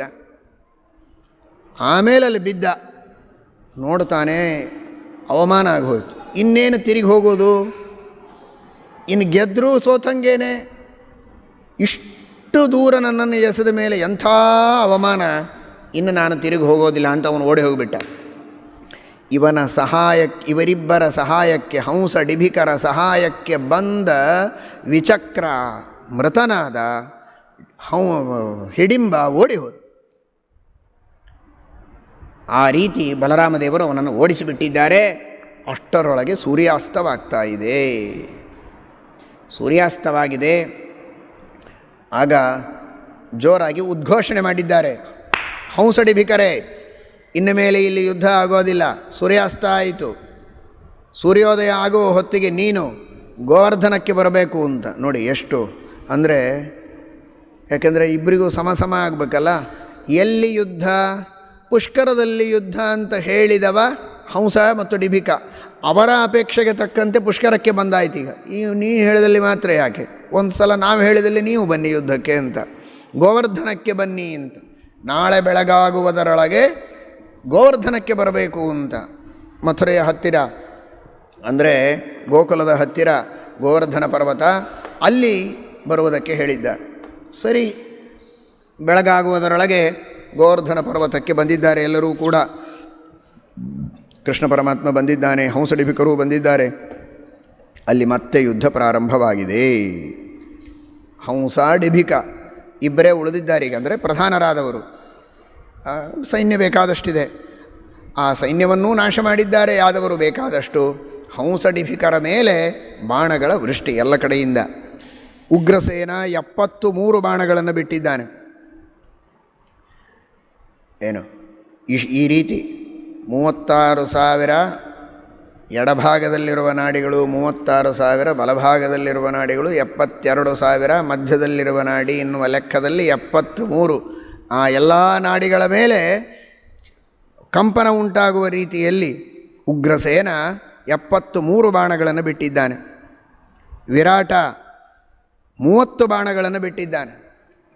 ಏನೇನು ತಾನು 30 ಭಾಗವತ ಧರ್ಮಗಳ ಪರಿಪಾಲನೆಯನ್ನು ಮಾಡಿದ್ದಾನೆ, ಅವುಗಳ ವಿಶೇಷವಾದ ಶಕ್ತಿಯನ್ನು ಉಪಯೋಗಿಸಿ ಈ ಅಧರ್ಮವನ್ನು ಧ್ವಂಸ ಮಾಡೋಣ ಅಂತ. ಈ ರೀತಿ ಅನೇಕ ಅನುಸಂಧಾನಗಳಿಂದ ಸಾತ್ಯಕಿ 7 ಬಾಣಗಳನ್ನು ಬಿಟ್ಟಿದ್ದಾನೆ. ಸಪ್ತಶಿವಾಸು ಮಾತೃಷು ಅಂತ ಆ 7 ಏನು ಶಾಸ್ತ್ರಗಳಿವೆ, 4 ವೇದಗಳು, ಇತಿಹಾಸ, ಪುರಾಣ, ಪಂಚರಾತ್ರ, ಅವುಗಳಿಂದ ಎಲ್ಲ ಆ ವಿಷ್ಣು ಸರ್ವೋತ್ತಮತ್ವ ವಿರೋಧಿಯಾದ ವಾದಗಳನ್ನು ನಿರಾಕರಣೆ ಮಾಡುವ ರೀತಿಯಲ್ಲಿ 7 ಬಾಣಗಳನ್ನು ಸಾತ್ಯಕ್ಕೆ ಬಿಟ್ಟಿದ್ದಾನೆ. ಹೀಗೆಲ್ಲ ಬಿಟ್ಟಿದ್ದಾರೆ. ವಿಪೃಥು 80 ಬಾಣಗಳನ್ನು, ಉದ್ಧವ 10 ಬಾಣಗಳನ್ನು, ಪ್ರದ್ಯುಮ್ನ 30, ಸಾಂಬ 7, ಅನಾದೃಷ್ಟಿ 61. ಹೀಗೆ ಅವನ ಮೇಲೆ ಬಾಣಗಳ ವೃಷ್ಟಿಯನ್ನು ಮಾಡ್ತಾ ಇದ್ದಾರೆ ಹಂಸ ಹಾಗೂ ಡಿಭಿಕರ ಮೇಲೆ. ಈ ಕಡೆಗೆ ಪರಮಾತ್ಮ ಅವರ ಜೊತೆಗೆ ಯುದ್ಧವನ್ನು ಮಾಡ್ತಾ ಇದ್ದಾನೆ. ಎಲ್ಲ ಯಾದವ ಅವರು ಸುಮ್ಮನೆ ಸ್ವಲ್ಪ ಹೊತ್ತು ಕುಳಿತಿದ್ರು, ಏನೇನು ಹಾಕ್ತೀರಿ ಹಾಕ್ರಿ ಅಂತ. ಏನು ಆಟ ನೋಡ್ರಿ, ಅವ್ರಿಗೆ ಇಷ್ಟೆಲ್ಲ ಬಾಣಗಳನ್ನು ಹಾಕ್ತಾಯಿದ್ರು, ಸುಮ್ಮನೆ ಕೂತಿದ್ದಾರೆ ಏನೋ ತುರಿಸಿದ ಹಾಗೆ. ತಿರುಗಿ ತಾವು ಬಾಣಗಳನ್ನು ಬಿಡುವುದಕ್ಕೆ ಪ್ರಾರಂಭ ಮಾಡಿದರು. ಎಲ್ಲ ಯಾದವರು ಹೆದರಿ ಓಡಿ ಹೋಗಿಬಿಡ್ತಾ ಇದ್ದಾರೆ. ಇಬ್ಬರೇ ಬಲರಾಮ ಕೃಷ್ಣ ಇಬ್ಬರು ಗಟ್ಟಿಯಾಗಿ ನಿಂತು ಯುದ್ಧ ಮಾಡ್ತಾ ಇದ್ದಾರೆ. ಉಳಿದವರೆಲ್ಲರೂ ಹೆದರಿದ್ದಾರೆ. ಅಂತಹ ಪರಾಕ್ರಮಿ ಅವರಿಬ್ಬರೂ ಕೂಡ. ತತಃ ಈ ರೀತಿ ಯಾದವರು ಹಂಸಡಿಭಿಕರ ಮೇಲೆ ಮಾಡುವ ಬಾಣಗಳ ವೃಷ್ಟಿ, ಪ್ರತಿಯಾಗಿ ಅವರಿಬ್ಬರು ಮಾಡುವಂತಹ ಬಾಣಗಳ ವೃಷ್ಟಿ, ಅದರಿಂದ ಹೆದರಿ ಯಾದವರು ಓಡುವ ಪ್ರಸಂಗ, ಕೃಷ್ಣ ಬಲರಾಮರಿಬ್ಬರು ಮಾತ್ರ ಗಟ್ಟಿಯಾಗಿ ನಿಂತಹ ಒಂದು ಕ್ಷಣ. ಆ ಸಂದರ್ಭದಲ್ಲಿ ಇಷ್ಟೊತ್ತು ಕಾಣದಿದ್ದ ಆ 2 ಭೂತಗಳು ಸಹಾಯಕ್ಕೆ ಬರ್ತವೆ ಅಂತ ಹೇಳಿದ್ರಲ್ಲ ರುದ್ರದೇವರು. ಮಹೋದರಂಚ ಕುಂಡಧಾರಿಣಂ, ಆ ಮಹೋದರ ಮತ್ತು ಕುಂಡಧಾರಿ ಆ 2 ಭೂತಗಳು ಇವರಿಬ್ಬರಿಗೆ ಸಹಾಯ ಮಾಡುವ ತನಕ ನೀವು ಅಜೇಯರಾಗ್ತೀರಿ ಅಂತ ಅವರಿಗೆ ವರ ಇತ್ತು, ಅವಧ್ಯರಾಗ್ತೀರಿ ಅಂತ ಅನ್ನೋದಕ್ಕೋಸ್ಕರ ಆ 2 ಭೂತಗಳು ಬಂದಿವೆ ನೋಡಿ. ಅವರಿಬ್ಬರೂ ಬಂದು ಯುದ್ಧವನ್ನು ಮಾಡ್ತಾ ಇದ್ದಾರೆ. ಭಾರೀ ಘೋರವಾದಂತಹ ಯುದ್ಧವನ್ನು ಮಾಡ್ತಾ ಇದ್ದಾರೆ. ಶ್ರೀಕೃಷ್ಣ ಪರಮಾತ್ಮನ ಮೇಲೆ ಶೂಲವನ್ನು ಪ್ರಯೋಗ ಮಾಡಿ ಚೆನ್ನಾಗಿ ಕೃಷ್ಣ ಪರಮಾತ್ಮನನ್ನು ತಿವಿಯುವುದಕ್ಕೆ ಪ್ರಯತ್ನ ಮಾಡಿದ್ದಾರೆ. ಬಹಳ ವಿಚಿತ್ರವಾದ ಪ್ರಯೋಗ. ಸಾಮಾನ್ಯವಾಗಿ ಈ ರೀತಿ ಅನುಪ್ರಯೋಗ ಮಾಡಿದಾಗ ಜೊತೆಗೆ ಇರ್ತವೆ, ಆ ಮಧ್ಯದಲ್ಲಿ ಬೇರೆ ಶಬ್ದ ಬರೋದಿಲ್ಲ. ಏಧಾಂಚಕಾರ, ಏಧಾಂಚಕ್ರೆ, ಏಧಾಮಾಸ, ಏಧಾಂಬಭೂವ. ಇಲ್ಲಿ ಶೂಲೇನ ಪೋಥಯಾಂ ರಾಜನ್ ಚಕ್ರತುರ್ಯಾದವೇಶ್ವರಂ ಪೋಥಯಾಂಚಕ್ರತು ಅಂತ. ಆ ಶೂಲದಿಂದ ಶ್ರೀಕೃಷ್ಣ ಪರಮಾತ್ಮನನ್ನು ಚೆನ್ನಾಗಿ ತಿವಿಯುವುದಕ್ಕೆ ಪ್ರಯತ್ನ ಮಾಡಿದ್ದಾರೆ. ಏನಾಗಿಲ್ಲ ಕೃಷ್ಣ ಪರಮಾತ್ಮನಿಗೆ, ನಗತಾ ನಿಂತಿದ್ದಾನೆ. ಈಶತ್ ಸ್ಮಿತಾಧರ ದೇವಃ, ಮುಗುಳ್ನಗೆಯಿಂದ ನಗುತ್ತಾ ಇದ್ದಾನೆ, ಏನೋ ತುರಿಸಿದ ಹಾಗೆ ಮಾಡ್ತಾ ಇದ್ದಾರೆ ಅಂತ. ಆಮೇಲೆ ಪರಮಾತ್ಮ ರಥದಿಂದ ಕೆಳಗಿಳಿದವನೇ ಅವರಿಬ್ಬರನ್ನು ಕೈಯಲ್ಲಿ ತೆಗೆದುಕೊಂಡ ನೋಡಿ. ಬಲರಾಮದೇವರು ಹಿಡಿಂಬನನ್ನು ಹಿಡಿದ ಹಾಗೆ ಕೃಷ್ಣ ಇವರಿಬ್ಬರನ್ನೂ ಹಿಡಿದ. ಬಲರಾಮ ಕೃಷ್ಣರ ಏನು ಅನಂತ ತಾರತಮ್ಯ, ಆದರೆ ವ್ಯತ್ಯಾಸ. ಆದರೂ ಅಲ್ಲಿ ಒಬ್ಬ ಹಿಡಿಂಬ, ಇಲ್ಲಿ ಇಬ್ಬರು ಮಹೋದರ ಕುಂಡಧಾರಿ ಅಜೇಯರು ಅವಧ್ಯರು. ಅವರಿಬ್ಬರನ್ನೂ ಹಿಡಿದು ಗರಗರ ಅಂತ ತಿರುಗಿಸಿ ಬೀಸಿ ಎಸೆದ ನೋಡ್ರಿ. ನಿಮಗೆಲ್ಲ ಗೊತ್ತಿದೆ ಎಲ್ಲಿದೆ ಗೋವರ್ಧನ, ಗೋಕುಲ, ಮಥುರಾ ಎಲ್ಲಿ ಬರ್ತದೆ ಅಂತ ಎಲ್ಲ ಗೊತ್ತು. ಆ ಗೋವರ್ಧನಗಿರಿಯ ಹತ್ತಿರ ನಿಂತು ಕೃಷ್ಣ ಎಸೆದರೆ ಹೋದರು ಬದರಿಕಾಶ್ರಮ ದಾಟಿ ಕೈಲಾಸಕ್ಕೆ ಹೋಗಿ ಶಂಕರನ ಮುಂದೆ ಬಿದ್ದಿದ್ದಾರೆ. ಶಂಕರಾಲಯೇ. ಶ್ರೀಮದಾಚಾರ್ಯರಂತಾರೆ ಅಮಿತಸ್ಯ ಕಿಂತತ ಅಂತ. ಅನಂತ ಬಲನಾದ ಪರಮಾತ್ಮನಿಗೆ ಇದೇನು ಭಾರಿ ಆಶ್ಚರ್ಯ ಅಂತ ಮತ್ತೆ ಯಾರ ಮುಂದಾದರೂ ಹೊಗಳಿಕ್ಕೆ ಹೋಗಬೇಡ್ರಪ್ಪ. ನಮ್ಮ ದೇವರಿಗೆ ಬಹಳ ಸಣ್ಣದಿದು. ಅನಂತ ಪರಾಕ್ರಮ ಇರುವ ದೇವರಿಗೆ ಇದೇನು ದೊಡ್ಡದು, ಅಷ್ಟು ಜೋರಾಗಿ ತಿರುಗಿ ಸೇಗಿದ್ದಾನೆ. ಅಂದರೆ ಪಂಚಕ್ರೋಶ 5,000 ಧನುಸ್ಸುಗಳ ಪ್ರಮಾಣದಷ್ಟು ದೂರ ಹಿಡಿಂಬನನ್ನು ಎಸೆದ ಬಲರಾಮನ ಪರಾಕ್ರಮಕ್ಕೂ ಗೋವರ್ಧನಗಿರಿಯಿಂದ ನೇರವಾಗಿ ಕೈಲಾಸಕ್ಕೆ ಇವರಿಬ್ಬರನ್ನು ಎಸೆದಂತಹ ಶ್ರೀಕೃಷ್ಣನ ಪರಾಕ್ರಮಕ್ಕೂ ಎಂತಹ ಅಂತರ ಇದೆ ನೋಡಿ. ಆ ತಾರತಮ್ಯವನ್ನು ತೋರಿಸ್ತಾ ಇದ್ದಾರೆ. ಅಷ್ಟು ದೂರ ಎಸೆದಿದ್ದಾನೆ ಪರಮಾತ್ಮ. ಇಲ್ಲಿ ಅವರಿಬ್ಬರು ಶೂಲದಿಂದ ಪರಮಾತ್ಮನನ್ನು ತಿವಿಯುವುದಕ್ಕೆ ಪ್ರಯತ್ನ ಮಾಡಿದರು ಅಂತ ಹರಿವಂಶ ಹೇಳುತ್ತದೆ. ಶ್ರೀಮನ್ಮಹಾಭಾರತ ತಾತ್ಪರ್ಯ ನಿರ್ಣಯದಲ್ಲಿ ಶ್ರೀಮದಾಚಾರ್ಯರು ಹೇಳಿದ್ದು, ಅವರಿಬ್ಬರೂ ಶ್ರೀಕೃಷ್ಣ ಪರಮಾತ್ಮನ ಹೆಗಲ ಮೇಲೆ ಬಂದು ಕೂಡ್ತಾರೆ. ಒಂದು ಕಡೆಗೆ ಮಹೋದರ, ಇನ್ನೊಂದು ಕಡೆಗೆ ಕುಂಡಧಾರಿ. ಬಂದು ಕುಳಿತು ಕೃಷ್ಣನ ಕಿವಿಯನ್ನು ಕಚ್ಚುತ್ತಾರೆ, ಹಲ್ಲಿನಿಂದ ಕಚ್ಚುವುದಕ್ಕೆ ಪ್ರಯತ್ನ ಮಾಡ್ತಾರೆ ಅಂತ ಅರ್ಥ. ಕೃಷ್ಣನಿಗೇನೂ ಆಗೋದಿಲ್ಲ ಅದರಿಂದ. ಸುಕರ್ಣಕವು ಅಂತ ಅಲ್ಲೆಲ್ಲ ಸತ್ಯಾಭಿನವ ತೀರ್ಥರು ಬಹಳ ಸುಂದರವಾಗಿ ವ್ಯಾಖ್ಯಾನ ಮಾಡ್ತಾರೆ. ಯಾಕೆ ಸುಕರ್ಣಕವು ಅಂತ ಶ್ರೀಮದಾಚಾರ್ಯರು ಶಬ್ದ ಪ್ರಯೋಗ ಮಾಡಿದ್ದಾರೆ ಅಂದರೆ, ಇವರಿಷ್ಟು ಕಚ್ಚಿದರೂ ಏನಾಗಿಲ್ಲ ಕರ್ಣಗಳಿಗೆ ಅಂತ.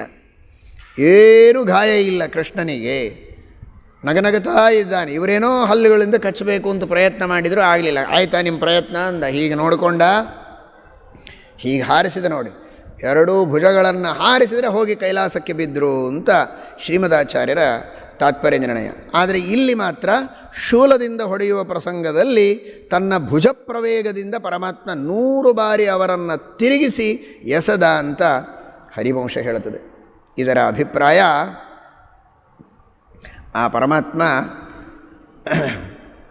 ಆ ಪರಮಾತ್ಮನಿಗೆ ಶೂಲದಿಂದ ತಿವಿದರು ಅನ್ನುವ ಶಬ್ದಕ್ಕೆ ನೀವೆಲ್ಲ ಆ ರಾಕ್ಷಸರನ್ನು ನೋಡಿದ್ದೀರಲ್ಲ ಪಾಪ, ನೋಡಿದ್ದೀರಾ?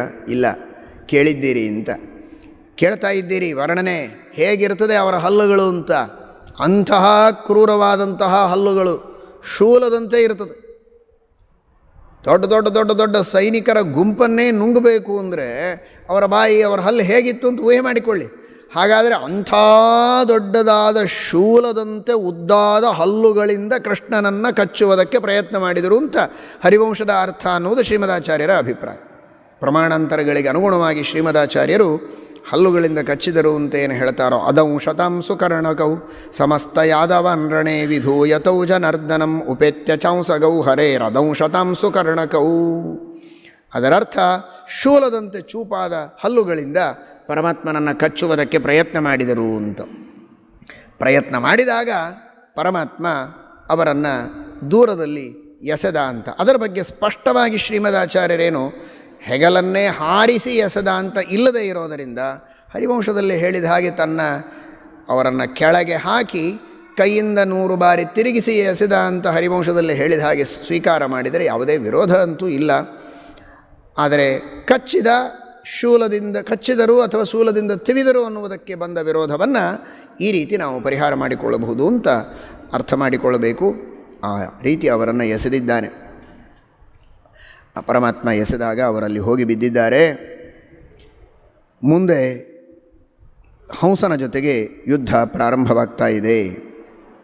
ಬ್ರಹ್ಮದತ್ತೋ ಮಹೀಪಾಲಃ, ನಮ್ಮಪ್ಪ ಯಜ್ಞ ಮಾಡ್ತಾನೋ ಅದಕ್ಕೋಸ್ಕರ ಒಂದಿಷ್ಟು ಕಪ್ಪು ಕಾಣಿಕೆ ಕೊಟ್ಬಿಟ್ರೆ ನೀನು ಬಿಟ್ಬಿಡ್ತೇನೆ ಕೃಷ್ಣ, ಯಾಕೆ ಇಷ್ಟು ಕಷ್ಟಪಡ್ತಾ ಇದ್ದಿ, ಯಾಕೆ ಯುದ್ಧ ಮಾಡ್ತಾ ಇದ್ದಿ, ಕಪ್ಪು ಕಾಣಿಕೆ ಕೊಡು, ಇಲ್ಲದ್ರೆ ಸತ್ತೋಗ್ತಿ ನೋಡು ಅಂತ ಕೃಷ್ಣನಿಗೆ ಹೇಳ್ತಾನೆ. ಕೃಷ್ಣ ಏನು ಮಾತನಾಡ್ತಾ ಇಲ್ಲ, ಸುಮ್ಮನೆ ಇದ್ದಾನೆ. ಜೋರಾಗಿ ಒಂದು ಬಾಣದಿಂದ ಕೃಷ್ಣನ ಹಣೆಗೆ ಹೊಡೆದ. ನಗನಗತಾ ನಿಂತಿದ್ದಾನೆ. ಶ್ರೀಕೃಷ್ಣ ಪರಮಾತ್ಮ ಸಾತ್ಯಕಿಗೆ ಹೇಳಿದ, ಸಾತ್ಯಕಿ, ಈ ದಾರುಕ ಸಾರಥಿ ಭಾರೀ ಸಮರ್ಥ, ಆದರೆ ಈಗ ಅವನ ಸಾರಥ್ಯ ಸಾಲದು, ನೀನು ಕುಳಿತುಕೋ ಸಾರಥಿಯಾಗಿ, ಅವನ ಹಿಂದೆ ಕೂಡಲಿ. ದಾರುಕ ಭಾರೀ ವೇಗದಿಂದ ರಥವನ್ನು ಓಡಿಸಬೇಕಾದಂತಹ ಪ್ರಸಂಗ ಇದೆ ಅಂತ ವಿಚಿತ್ರ ಮಾರ್ಗಗಳಿಂದ ರಥವನ್ನು ಓಡಿಸ್ತಾ ಇದ್ದಾನೆ. ಅರ್ಜುನನ ಶಿಷ್ಯ ಅವನು. ಸಾತ್ಯಕಿ ಅದ್ಭುತವಾದ ರೀತಿಯಲ್ಲಿ ರಥವನ್ನು ಕೃಷ್ಣನ ಆಜ್ಞೆಯಂತೆ ಓಡಿಸ್ತಾ ಇದ್ದಾನೆ. ಕೃಷ್ಣ ಪರಮಾತ್ಮ ಆಗ್ನೇಯಾಸ್ತ್ರವನ್ನು ಬಿಟ್ಟ.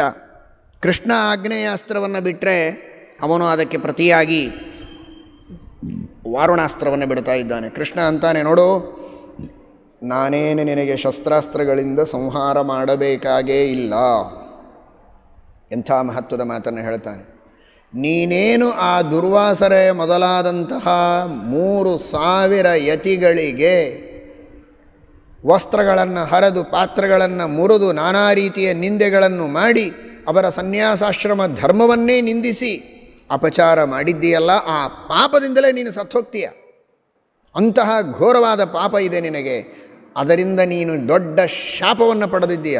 ಅವರೇನು ನಿನಗೆ ಶಾಪ ಕೊಟ್ಟಿರಲಿಕ್ಕಿಲ್ಲ ಬಾಯಿಯಿಂದ, ಆದರೆ ಸತಾಂ ಉತ್ಪಾದ್ಯ ಸಂತಾಪಂ ಶಾಪಂ ದೇಹೀತಿ ನೋವದೆ, ಅವರಿಗೆ ಸಂತಾಪ ಉಂಟು ಮಾಡಿದ್ದೀಯಾ ಅಂದರೆ ನಿನಗೆ ಶಾಪ ಬಂದಿದೆ ಅಂತ ಅರ್ಥ. ಶಾಪೇನ ಯತಿ ಮುಖ್ಯಾನಾಂ ಹತಯೇವ ನರಾಧಮ, ನೀನು ಸತ್ತೇ ಹೋಗಿದ್ದೀಯ ಅವತ್ತೇ. ಈಗ ನಾನು ಬಿಡೋ ಅಸ್ತ್ರಗಳು ಶಸ್ತ್ರಗಳು ಕೇವಲ ನಿಮಿತ್ತ ಮಾತ್ರ ಅಂತ ಕೃಷ್ಣ ಪರಮಾತ್ಮ ಅಂತಾನೆ. ಅಂದರೆ ತಾತ್ಪರ್ಯ, ಶ್ರೀಕೃಷ್ಣ ಪರಮಾತ್ಮನ ಆಜ್ಞಾರೂಪವಾದ ಶಾಸ್ತ್ರಗಳ ಉಲ್ಲಂಘನೆಯನ್ನು ಮಾಡಿ ಶಾಸ್ತ್ರೋಕ್ತವಾದ ಧರ್ಮಗಳನ್ನು ನಿಂದೆ ಮಾಡಿದವರಿಗೆ ಅನರ್ಥವಾಗುವುದು ನಿಶ್ಚಿತ, ಉಳಿದದ್ದೆಲ್ಲ ನಿಮಿತ್ತ ಮಾತ್ರ ಅನ್ನುವುದನ್ನು ಕೃಷ್ಣ ಪರಮಾತ್ಮ ತೋರಿಸ್ತಾನೆ. ಆದರೆ ಸ್ವಲ್ಪ ಹೊತ್ತು ಕ್ರೀಡೆ ಆಡಿದ್ದಾನೆ. ರುದ್ರದೇವರ ವರದಿಂದ ಅಷ್ಟು ಅವಧ್ಯನಾದಾಗ ಒಂದೇ ಕ್ಷಣದಲ್ಲಿ ಕೊಲ್ಲುವುದು ಬೇಡ ಅಂತ ಕೃಷ್ಣ ಆಗ್ನೇಯ ಅಸ್ತ್ರ ಬಿಟ್ಟು, ಇಲ್ಲೆಲ್ಲ ಅಸ್ತ್ರ ಬಿಡೋದು ಅಂದರೆ ಕೃಷ್ಣ ಪ್ರಾರ್ಥನೆ ಮಾಡೋದಲ್ಲ ಅಗ್ನಿದೇವರಿಗೆ, ಹೋಗಪ್ಪ ಅವನನ್ನು ಸುಟ್ಟು ಬರಬೇಕು, ಆಜ್ಞೆ ಇದು, ಪ್ರಾರ್ಥನೆ ಅಲ್ಲ. ಅಗ್ನಿಗೆ ಆಜ್ಞೆಯನ್ನು ಮಾಡ್ತಾನೆ, ಹೋಗಿ ಸುಟ್ಟು ಬಾ ಅಂತ. ಅವನು ವರುಣದೇವರಿಗೆ ಪ್ರಾರ್ಥನೆ ಮಾಡಬೇಕು, ಪ್ರಾರ್ಥನೆ ಮಾಡಿ ಅವನ ಅಸ್ತ್ರ ಬಿಡ್ತಾನೆ. ಆಮೇಲೆ ವಾರುಣಾಸ್ತ್ರ ಬಿಟ್ಟರೆ ಕೃಷ್ಣ ವಾಯುವ್ಯಾಸ್ತ್ರವನ್ನು ಬಿಡ್ತಾನೆ, ಅವನು ಮಾಹೇಂದ್ರಾಸ್ತ್ರ ಬಿಡ್ತಾನೆ. ಕೃಷ್ಣ ಮಾಹೇಶ್ವರಾಸ್ತ್ರ ಬಿಡ್ತಾನೆ, ಅವನು ರೌದ್ರಾಸ್ತ್ರವನ್ನು ಬಿಡ್ತಾನೆ. ಆಮೇಲೆ ಕೃಷ್ಣ 3 ಅಸ್ತ್ರಗಳನ್ನು ಬಿಡ್ತಾನೆ, ಗಾಂಧರ್ವ, ರಾಕ್ಷಸ, ಪೈಶಾಚ. ಅದಕ್ಕೆ ಅವನು 4 ಅಸ್ತ್ರಗಳನ್ನು ಬಿಡ್ತಾನೆ, ಬ್ರಹ್ಮಾಸ್ತ್ರ, ಕೌಬೇರಾಸ್ತ್ರ, ಆಸುರಾಸ್ತ್ರ, ಯಾಮ್ಯಾಸ್ತ್ರ ಅಂತ. ಆಮೇಲೆ ಕೃಷ್ಣ ಪರಮಾತ್ಮ ಬ್ರಹ್ಮಶಿರಸ್ ಎಂಬ ಅಸ್ತ್ರವನ್ನು ಬಿಡ್ತಾನೆ, ಅವನೂ ಪ್ರತಿಯಾಗಿ ಬ್ರಹ್ಮಶಿರಸ್ ಎಂಬ ಅಸ್ತ್ರವನ್ನು ಬಿಡ್ತಾನೆ. ಕೊನೆಗೆ ಕೃಷ್ಣನಿಗೆ ತಾರತಮ್ಯವನ್ನೇ ತೋರಿಸಬೇಕಾಗಿದೆ. ಈ ಎಲ್ಲ ಅಸ್ತ್ರಗಳನ್ನು ಬಿಟ್ಟರೂ ಅದಕ್ಕೆ ಪ್ರತಿಯಾದ ಅಸ್ತ್ರಗಳಿತ್ತು. ಆದರೆ ನತ್ವತ್ಸಮೋಸ್ತ್ಯಭ್ಯಧಿಕಃ ಕುತೋನ್ಯಃ ಲೋಕತ್ರಯೇಪ್ಯಪ್ರತಿಮ ಪ್ರಭಾವ, ಯಾವುದಕ್ಕೆ ಸಮ ಇಲ್ಲ, ಉತ್ತಮ ಇಲ್ಲ ಅಂಥ ಅಸ್ತ್ರ ಅದು ನಾರಾಯಣಾಸ್ತ್ರ. ನಾರಾಯಣಾಸ್ತ್ರವನ್ನು ಯಾವಾಗ ಶ್ರೀಕೃಷ್ಣ ಪರಮಾತ್ಮ ಬಿಡ್ತಾನೋ ಏನೂ ಮಾಡಲಿಕ್ಕಾಗಲಿಲ್ಲ. ಅದಕ್ಕೆ ಪ್ರತಿಯಾದ ಅಸ್ತ್ರವೇ ಇರಲಿಲ್ಲ ಅನ್ನೋದಕ್ಕಾಗಿ ರಥದಿಂದ ಜಿಗಿದು ಓಡ್ತಾ ಇದ್ದಾನಷ್ಟೇ ಹಂಸ, ಇನ್ನೇನು ಮಾಡ್ತಾ ಇಲ್ಲ. ಯಮುನಾ ನದಿಗೆ ಹೋದವನೇ ಆ ಯಮುನಾ ನದಿಯಲ್ಲಿ ಹಾರಿದ್ದಾನೆ. ಏನು ಶ್ರೀಕೃಷ್ಣ ಪರಮಾತ್ಮನಿಗೆ ಹೀಗೆ ಹೇಳಬಾರ್ದು ಅಂತಂತಾರೆ ಶ್ರೀಮದಾಚಾರ್ಯರು. ಅಮಿತ ಬಲಸ್ಸ ಕಿಂತತ ಅಂತ ಲೌಕಿಕ ದೃಷ್ಟಿಯಲ್ಲಿ ಏನು ಕೃಷ್ಣನ ಪರಾಕ್ರಮ. ಅವನು ಅಷ್ಟು ವೇಗದಿಂದ ಹೋಗಿ ಯಮುನಾ ನದಿಯಲ್ಲಿ ಬಿದ್ದರೆ ಕೃಷ್ಣ ಪರಮಾತ್ಮ ಜೋರಾಗಿ ಇಲ್ಲಿಂದ ಅಲ್ಲಿ ಹಾರಿದ ನೋಡಿ, ಗೋವರ್ಧನಗಿರಿಯಿಂದ. ಅವನು ಎಲ್ಲಿ ಬೀಳಬೇಕೋ ಯಮುನಾ ನದಿಯಲ್ಲಿ ಇನ್ನೇನು ಬೀಳಬೇಕು ಅಷ್ಟರೊಳಗೆ ತನ್ನ 2 ಕಾಲುಗಳಿಂದ ಜೋರಾಗಿ ಝಾಡಿಸಿ ಒದ್ದಿದ್ದಾನೆ ಅವನ ತಲೆಗೆ, ಇಲ್ಲಿಂದ ಅಲ್ಲಿ ಹಾರಿ ಕೃಷ್ಣ. ಅಷ್ಟು ಜೋರಾಗಿ ಕೃಷ್ಣ ಪರಮಾತ್ಮ ಪ್ರಾಹರತ್ತಂ ಮಹಾಬಾಹು ಪಾದಾಭ್ಯಾಮಥ ಕೇಶವ, ಅಷ್ಟು ಎಲ್ಲಿ ಹಾರಿದ್ದಾನೆ ನೋಡಿ ಕೃಷ್ಣನಿಗೆ ಏನು ಅದ್ಭುತವಾದ ಶಕ್ತಿ. ಆ ರೀತಿ ಕೃಷ್ಣ ಪರಮಾತ್ಮ ಒದ್ದ, ಅವನು ಒಳಗೆ ಮುಳುಗಿದ. ಇಷ್ಟಾಯಿತು ಕಥೆ. ಹರಿವಂಶ ಹೇಳುತ್ತದೆ. ಮುಂದೆ ಏನಾಯಿತು ಗೊತ್ತಿಲ್ಲ ಅಂದರೆ ವೇದವ್ಯಾಸ ದೇವರಿಗೆ ಗೊತ್ತಿಲ್ಲ ಅಂತ ಅರ್ಥ ಅಲ್ಲ. ವೈಶಂಪಾಯನರು ಜನಮೇಜಯನಿಗೆ ಹೇಳ್ತಾರೆ, ಅದು ರಹಸ್ಯ ಅನ್ನುವ ದೃಷ್ಟಿಯಲ್ಲಿ ಇರಬಹುದು. ಅವರಂತಾರೆ, ಅವನೇನು ಸತ್ತನೋ ಅಥವಾ ಯಾವುದಾದರೂ ಹಾವಿನ ಬಾಯಿಗೆ ಬಿದ್ದನೋ ಏನಾಯಿತೋ ಗೊತ್ತಿಲ್ಲ ಅಂತಾರೆ. ಮಮಾರಚ ನೃಪಶ್ರೇಷ್ಠ ಕೇಚಿದೇವಂ ವದಂತಿ, ಅವನು ಕೂಡಲೇ ಕೃಷ್ಣನ ಹೊಡೆತಕ್ಕೆ ಸತ್ತೇ ಹೋದ ಅಂತ ಕೆಲವರಂತಾರೆ. ಯಾಕಂದರೆ ಮೇಲಂತೂ ಬರಲಿಲ್ಲ, ಅವನು ಏನಾಯಿತು ಗೊತ್ತಿಲ್ಲ, ಸತ್ತ ಅಂತ ಕೆಲವರು ಹೇಳ್ತಾರೆ. ಕೆಲವರಂತಾರೆ ಆ ಕೃಷ್ಣನ ಹೊಡೆತಕ್ಕೆ ವೇಗದಿಂದ ಪಾತಾಳಕ್ಕೆ ಹೋದ. ಒಂದು ಗಮನಿಸಿ, ಇದು ಎಲ್ಲಿ ಬಿದ್ದದ್ದು, ಯಾವ ಸ್ಥಾನದೊಳಗೆ ಶ್ರೀಕೃಷ್ಣ ಪರಮಾತ್ಮ ಕಾಲಿಯ ಮರ್ದನ ಮಾಡಿದನಲ್ಲ, ಸರಿಯಾಗಿ ಆ ಮಡುವಿಗೆ ಹೋಗಿ ಹಾರಿದ್ದ ಇವನು. ಆ ಮಡುವು ಎಷ್ಟಾಳ ಇತ್ತು ಅಂದರೆ ಪಾತಾಳದವರೆಗೆ ಇತ್ತದು. ಹೀಗಾಗಿ ಅಂತಹ ಮಡುವಿನಲ್ಲಿ ಇವನು ಹಾರಿದ್ದ. ಕೃಷ್ಣ ಪರಮಾತ್ಮ ಕಾಲಿನಿಂದ ಒದ್ರೆ ಪಾತಾಳಕ್ಕೆ ಹೋದ ಇವನು. ಅಲ್ಲಿ ಸರ್ಪಗಳು ಇವನನ್ನು ತಿಂದವು ಅಂತ ಕೆಲವರು ಹೇಳ್ತಾರೆ ಅಂತ ವೈಶಂಪಾಯನರು ಹೇಳಿಬಿಟ್ರು. ಆದರೆ ಶ್ರೀಮದಾಚಾರ್ಯರು ಮಾತ್ರ ಸ್ಪಷ್ಟವಾಗಿ ನಿರ್ಣಯವನ್ನೇ ಕೊಡ್ತಾರೆ. ಅವನು ಸಾಯಲಿಲ್ಲ. ಕೃಷ್ಣ ಜೋರಾಗಿ ಒದ್ದಾಗ ಅವನು ಕೆಳಗೆ ಹೋದ. ಅಲ್ಲಿ ದೊಡ್ಡದಾದ ನಾಗ, ಅನೇಕ ನಾಗಗಳು ಅವನನ್ನು ಎಲ್ಲವೂ ಸೇರಿ ತಿಂದಿವೆ ಅಂತ ಹಾಗೇನಲ್ಲ. ಒಂದೇ ಒಂದು ನಾಗ, ಧಾರ್ತರಾಷ್ಟ್ರ ಅಂತ. ಆ ಧೃತರಾಷ್ಟ್ರ, ಆ ದೊಡ್ಡ ನಾಗ ಬಾಯಿ ತೆಗೆದಿತ್ತು, ಅದರೊಳಗೆ ಹೋದ ಇವನು. ಶ್ರೀಕೃಷ್ಣ ಪರಮಾತ್ಮ ಒದ್ದದ್ದಕ್ಕೆ ಮೇಲಿನಿಂದ ಕೆಳಗೆ ಹೋಗಿ ಆ ನಾಗದೊಳಗೆ ಹೋದ. ಆ ನಾಗ ಬಾಯಿ ಮುಚ್ಕೊಂಡ್ಬಿಡ್ತು. ಆ ನಾಗದ ಹೊಟ್ಟೆಯಲ್ಲೇ ಇದ್ದಾನೆ. ಏನು ಸುಖವಾಗಿದ್ದಾನ? ಏನು ಸುಖವಾಗಿಲ್ಲ. ಶ್ರೀಮದಾಚಾರ್ಯರಂತಾರೆ, ಸಧಾರ್ತರಾಷ್ಟ್ರಕೋದರೆ ಯಥಾ ತಮೋಂಧಮೇ ಇವನ್ ತಥಾ ಸುದುಃಖ ಸಂಯುತೋ ವಸನ್ ಮನೋಃಪರಂ ಮ್ರಿಯೇತ್. ಎಷ್ಟು ದುಃಖ ಅನುಭವಿಸ್ತಾನೆ ಅಂದರೆ, ಯಥಾ ತಮೋಂಧಮೇ ಇವನ್, ಅಂಧನ್ ತಮಸ್ಸಿನೊಳಗಿದ್ದವರು ಹೇಗೆ ದುಃಖ ಅನುಭವಿಸಬೇಕು ಅಷ್ಟು ಘೋರವಾದ ದುಃಖವನ್ನು ಅನುಭವಿಸ್ತಾ ಇದ್ದಾನೆ. ಒಂದೇ ಸಲಕ್ಕೆ ಸತ್ತಿದ್ರೆ ಅಷ್ಟು ದುಃಖ ಆಗ್ತಾ ಇರಲಿಲ್ಲ ಅನ್ನೋದಕ್ಕೆ ದೊಡ್ಡ ಶಿಕ್ಷೆ ಕೊಟ್ಟ ಕೃಷ್ಣ. ಆ ಧಾರ್ತರಾಷ್ಟ್ರ ನಾಗದ ಉದರದಲ್ಲಿ ಅಂಧನ್ ತಮಸ್ಸಿನಲ್ಲಿ ಅನುಭವಿಸಬೇಕಾದ ದುಃಖವನ್ನು ಅನುಭವಿಸ್ತಾ ಒದ್ದಾಡ್ತಾ ಇದ್ದಾನೆ. ಇವತ್ತಿದ್ದಾನ, ಇನ್ನೂ ಇದ್ದಾನೆ. ಇದೇನಿದು? ವೈವಸ್ವತ ಮನ್ವಂತರದ 28ನೆಯ ಕಲಿಯುಗದೊಳಗೆ ನಾವಿದ್ದೇವೆ. ದ್ವಾಪರ ಯುಗದೊಳಗೆ ಅವನು ಬಿದ್ದ. ಈಗ ಒಂದು ಯುಗ ಹೋಗ್ತಾ ಇದೆ, ಇನ್ನೂ ನಡೀತಾ ಇದೆ ಕಲಿಯುಗ. ಇದಾದ ಮೇಲೆ ಒಟ್ಟು 71 ಮಹಾಯುಗಗಳು ಕಳೆಯಬೇಕು. ಅಂದರೆ ವೈವಸ್ವತ ಮನ್ವಂತರ ಮುಗಿಯುತ್ತದೆ. ಈಗ 28 ನಡೀತಾ ಇದೆ. ಆ 71 ಮಹಾಯುಗಗಳು ಮುಗಿದ ಮೇಲೆ ವೈವಸ್ವತ ಮನ್ವಂತರ ಪೂರ್ಣ ಆದ ಮೇಲೆ ಸಾಯ್ತಾನೆ. ಅಲ್ಲಿವರೆಗೆ ದುಃಖವನ್ನು ಅನುಭವಿಸ್ತಾ ನಾಗದ ಹೊಟ್ಟೆಯಲ್ಲಿ ಇರ್ತಾನೆ. ಇವತ್ತಿಗೂ ಹಂಸ ಇದ್ದಾನೆ, ಒದ್ದಾಡ್ತಾ ಅಲ್ಲಿ. ಇದು ಶ್ರೀಮದಾಚಾರ್ಯರು ಕೊಡುವಂತಹ ನಿರ್ಣಯ. ಆ ನಿರ್ಣಯದ ಸೂಚನೆ ಹರಿವಂಶದಲ್ಲಿದೆ. ಅನ್ನೇ ಪಾತಾಳಮಾಯಾತಃ ಭಕ್ಷಿತಃ ಪನ್ನಗೈರಿತಿ. ಕೆಲವರು ಹೇಳ್ತಾರೆ ಹಾವುಗಳು ಭಕ್ಷಣೆ ಮಾಡಿವೆ ಅಂತ ಒಂದು ಪಕ್ಷ ಹೇಳಿದ್ದಾರೆ ವೈಶಂಪಾಯನರು. ಅದೇ ನಿರ್ಣಯ ಅಂತ ಶ್ರೀಮದಾಚಾರ್ಯರು ತಿಳಿಸಿಕೊಡ್ತಾರೆ. ಈ ರೀತಿ ಆ ಹಂಸನನ್ನು ಪರಮಾತ್ಮ ಚೆನ್ನಾಗಿ ಹೊಡೆದು ಆ ನಾಗದ ಹೊಟ್ಟೆಯಲ್ಲಿ ಕಳಿಸಿ ಅಲ್ಲಿ ದುಃಖವನ್ನು ಅನುಭವಿಸುವಂತೆ ಮಾಡಿದ್ದಾನೆ. ಅವನಿಂದ ಯಾವ ಸಜ್ಜನರಿಗೂ ಪೀಡೆಯಾಗದಿರುವಂತೆ ವ್ಯವಸ್ಥೆ ಮಾಡಿದ. ಇನ್ನು ಮುಂದೆ ಕಣ್ಣಿಗಂತೂ ಅವನು ಕಾಣಿಸೋದಿಲ್ಲ, ಅಲ್ಲೇ ಸಾಯ್ತಾನೆ. ಸರಿ, ಈ ಕಡೆಗೆ ಡಿಭಿಕಾ, ಬಲರಾಮದೇವರು ಡಿಭಿಕಾ ಇವರಿಬ್ಬರೂ ಯುದ್ಧ ಮಾಡ್ತಾ ಇದ್ದಾರೆ. ಅಣ್ಣ ಸತ್ತ ಅನ್ನುವ ವಾರ್ತೆ ಬಂದಾಕ್ಷಣಕ್ಕೆ ಅವನು ಬಲರಾಮದೇವರ ಜೊತೆಗೆ ಯುದ್ಧ ಮಾಡುವುದನ್ನು ಬಿಟ್ಟು ತಾನು ಹೋಗಿ ಯಮುನಾ ನದಿಯಲ್ಲಿ ಹಾರಿದ್ದಾನೆ. ತಮ್ಮ ಅವನನ್ನು ಯಾರು ಹೊಡೆದಿಲ್ಲ, ಕೃಷ್ಣನೂ ಏನೂ ಮಾಡಿಲ್ಲ, ಸುಮ್ಮನೆ ಬಿಟ್ಬಿಟ್ಟ. ಅವನು ಹೋಗಿ ಒಳಗೆ ಬಿದ್ದ. ಡಿಭಿಕಾ ಹುಡುಕ್ತಾ ಇದ್ದಾನೆ ಅಣ್ಣನನ್ನು. ಎಲ್ಲಿ ಹೋಗಿದ್ದಾನೆ, ಎಲ್ಲಿ ಮೇಲೆ ಬರ್ತಾನೆ, ಕೆಳಗೆ ಹೋಗ್ತಾನೆ, ಮೇಲೆ ಬರ್ತಾನೆ, ಕೆಳಗೆ ಹೋಗ್ತಾನೆ. ಕೃಷ್ಣನಿಗೆ ಕೇಳ್ತಾನೆ, ಎಲ್ಲಿಯಾದರೂ ಕಳಿಸಿದ್ದಿ ನಮ್ಮ ಅಣ್ಣನ್ನು ಅಂತ. ಆ ಯಮುನಾದೇವಿ ಕೇಳು ಅಂದ ಕೃಷ್ಣ. ಮತ್ತೆ ಒಳಗೆ ಹೋಗಿ ಹುಡುಕ್ತಾನೆ, ಎಲ್ಲಿಯೂ ಸಿಗೋದಿಲ್ಲ. ಕೊನೆಗೆ ಬಹಳ ಹತಾಶನಾಗಿ ನಮ್ಮ ಅಣ್ಣ ಸಿಗ್ತಾ ಇಲ್ಲ ಅಂತ ತನ್ನ ನಾಲಿಗೆಯನ್ನು ಎಳೆದುಕೊಂಡು ಹಿಂದಿನ ಕಿರುನಾಲಿಗೆ ಅದನ್ನೂ ಜೋರಾಗಿ ಎಳೆದುಕೊಂಡು ತಾನೇ ಸತ್ತು ಹೋಗ್ತಾನೆ. ಅವನು ವೈವಸ್ವತಮನ್ವಂತರದ ನಂತರ ಸಾಯ್ತಾನೆ ಅಣ್ಣ. ಆದರೆ ಅಣ್ಣ ಸತ್ತಾನೆ ಅಂತ ಇವನು ತಿಳಿದುಕೊಂಡು ಇವನಿಗೆ ಸತ್ತೋದ. ಹಸ್ತೇನ ಜಿಹ್ವಾಮಾಕೃಷ್ಯ ಭೂಯೋ ಭೂಯೋ ವಿಲಪ್ಯ ಚ ಮಮಾರಾಂತರ್ಜಲೇ ರಾಜನ್ ಡಿಂಭಕೋ ನರಕಾಯ ವೈ. ಹಂಸ ಡಿಭಿಕರು ಇಬ್ಬರೂ ಸತ್ತು ಹೋಗಿದ್ದಾರೆ. ಅರ್ಥಾತ್ ಡಿಭಿಕ ಸತ್ತ, ಹಂಸ ಸತ್ತಂತೆ ಆದ. ಅವರಿಬ್ಬರನ್ನು ಸಂಹಾರ ಮಾಡಿ ಶ್ರೀಕೃಷ್ಣ ಪರಮಾತ್ಮ ಗೋವರ್ಧನ ಗಿರಿಯಲ್ಲಿ ಆರಾಮಾಗಿ ಎಲ್ಲರ ಜೊತೆಗೆ ಯಾದವರ ಜೊತೆಗೆ ವಿಹಾರ ಮಾಡ್ತಾ ಇದ್ದಾನೆ. ಮಥುರೆಗೆ ಗೋವರ್ಧನ ಪರ್ವತದ ಉದ್ಧಾರ ಮಾಡಿದವನೇ ಕೃಷ್ಣ. ಇದೇ ಗೋಕುಲ ವೃಂದಾವನಗಳಲ್ಲೆಲ್ಲ ವಿಹಾರ ಮಾಡಿದ್ದ. ಆದರೆ ಈಗ ಮಥುರೆಯಲ್ಲಿ ಕೃಷ್ಣ ಪರಮಾತ್ಮ ಇದ್ದಾನೆ. ಈ ಯುದ್ಧದ ನಿಮಿತ್ತ ಗೋವರ್ಧನಕ್ಕೆ ಬಂದಿದ್ದ ಅಷ್ಟೇ. ಆದರೆ ಅಷ್ಟರೊಳಗೆ ಈ ವಾರ್ತೆ ಆ ವೃಂದಾವನದೊಳಗಿರುವಂತಹ ನಂದ, ಯಶೋಧ ಅವರಿಗೆಲ್ಲ ಗೊತ್ತು. ಕೃಷ್ಣ ಮಥುರೆಗೆ ಹೋದವ ತಿರುಗಿ ಈ ಕಡೆಗೆ ಬಂದೇ ಇಲ್ಲ, ಬಂದಿದ್ದಾನೆ ಹತ್ತಿರ ಗೋವರ್ಧನಕ್ಕೆ ಅಂತ ಗೊತ್ತಾದ ತಕ್ಷಣ ನೋಡಿ ಪಾಪ ಓಡೋಡಿ ಬರ್ತಾ ಇದ್ದಾರೆ ಎಲ್ಲ ಗೋಪಿಕಾಸ್ತ್ರೀಯರು. ನಂದ, ಯಶೋಧ, ಬೆಣ್ಣೆ, ಮೊಸರು, ಪಾಯಸ, ನಾನಾ ವಿಧವಾದ ಪುಷ್ಪಗಳು, ಕೃಷ್ಣನಿಗೆ ಪ್ರೀತಿಯ ಆ ನವಿಲುಗೆರೆಗೆ ಅವುಗಳನ್ನೆಲ್ಲ ತೆಗೆದುಕೊಂಡು ಉಪಾಯನಗಳನ್ನು ಓಡೋಡಿ ಬರ್ತಾ ಇದ್ದಾರೆ ಕೃಷ್ಣನಿಗೆ ಸಮರ್ಪಣೆ ಮಾಡಬೇಕು ಅಂತ. ಶ್ರೀಕೃಷ್ಣ ಪರಮಾತ್ಮ ನಂದ ಯಶೋದೆಯರು ಬಂದದ್ದನ್ನು ನೋಡಿ ಕೃಷ್ಣ ಬಲರಾಮ ಇಬ್ಬರೂ ನಮಸ್ಕಾರ ಮಾಡಿದ್ದಾರೆ. ಪ್ರೀತಿಯಿಂದ ಅವರು ಆಲಿಂಗನ ಮಾಡಿಕೊಂಡಿದ್ದಾರೆ. ಕೃಷ್ಣ ಎಲ್ಲರ ಬಗ್ಗೆ ಯೋಗಕ್ಷೇಮವನ್ನು ವಿಚಾರಿಸ್ತಾನೆ. ಎಷ್ಟು ಚೆನ್ನಾಗಿ ವಿಚಾರ ಮಾಡ್ತಾನೆ ಅಂದರೆ, ಆಕಳುಗಳೆಲ್ಲ ಚೆನ್ನಾಗಿವೆ, ಎಲ್ಲ ಹಾಳು ಕೊಡ್ತೇವಲ್ಲ.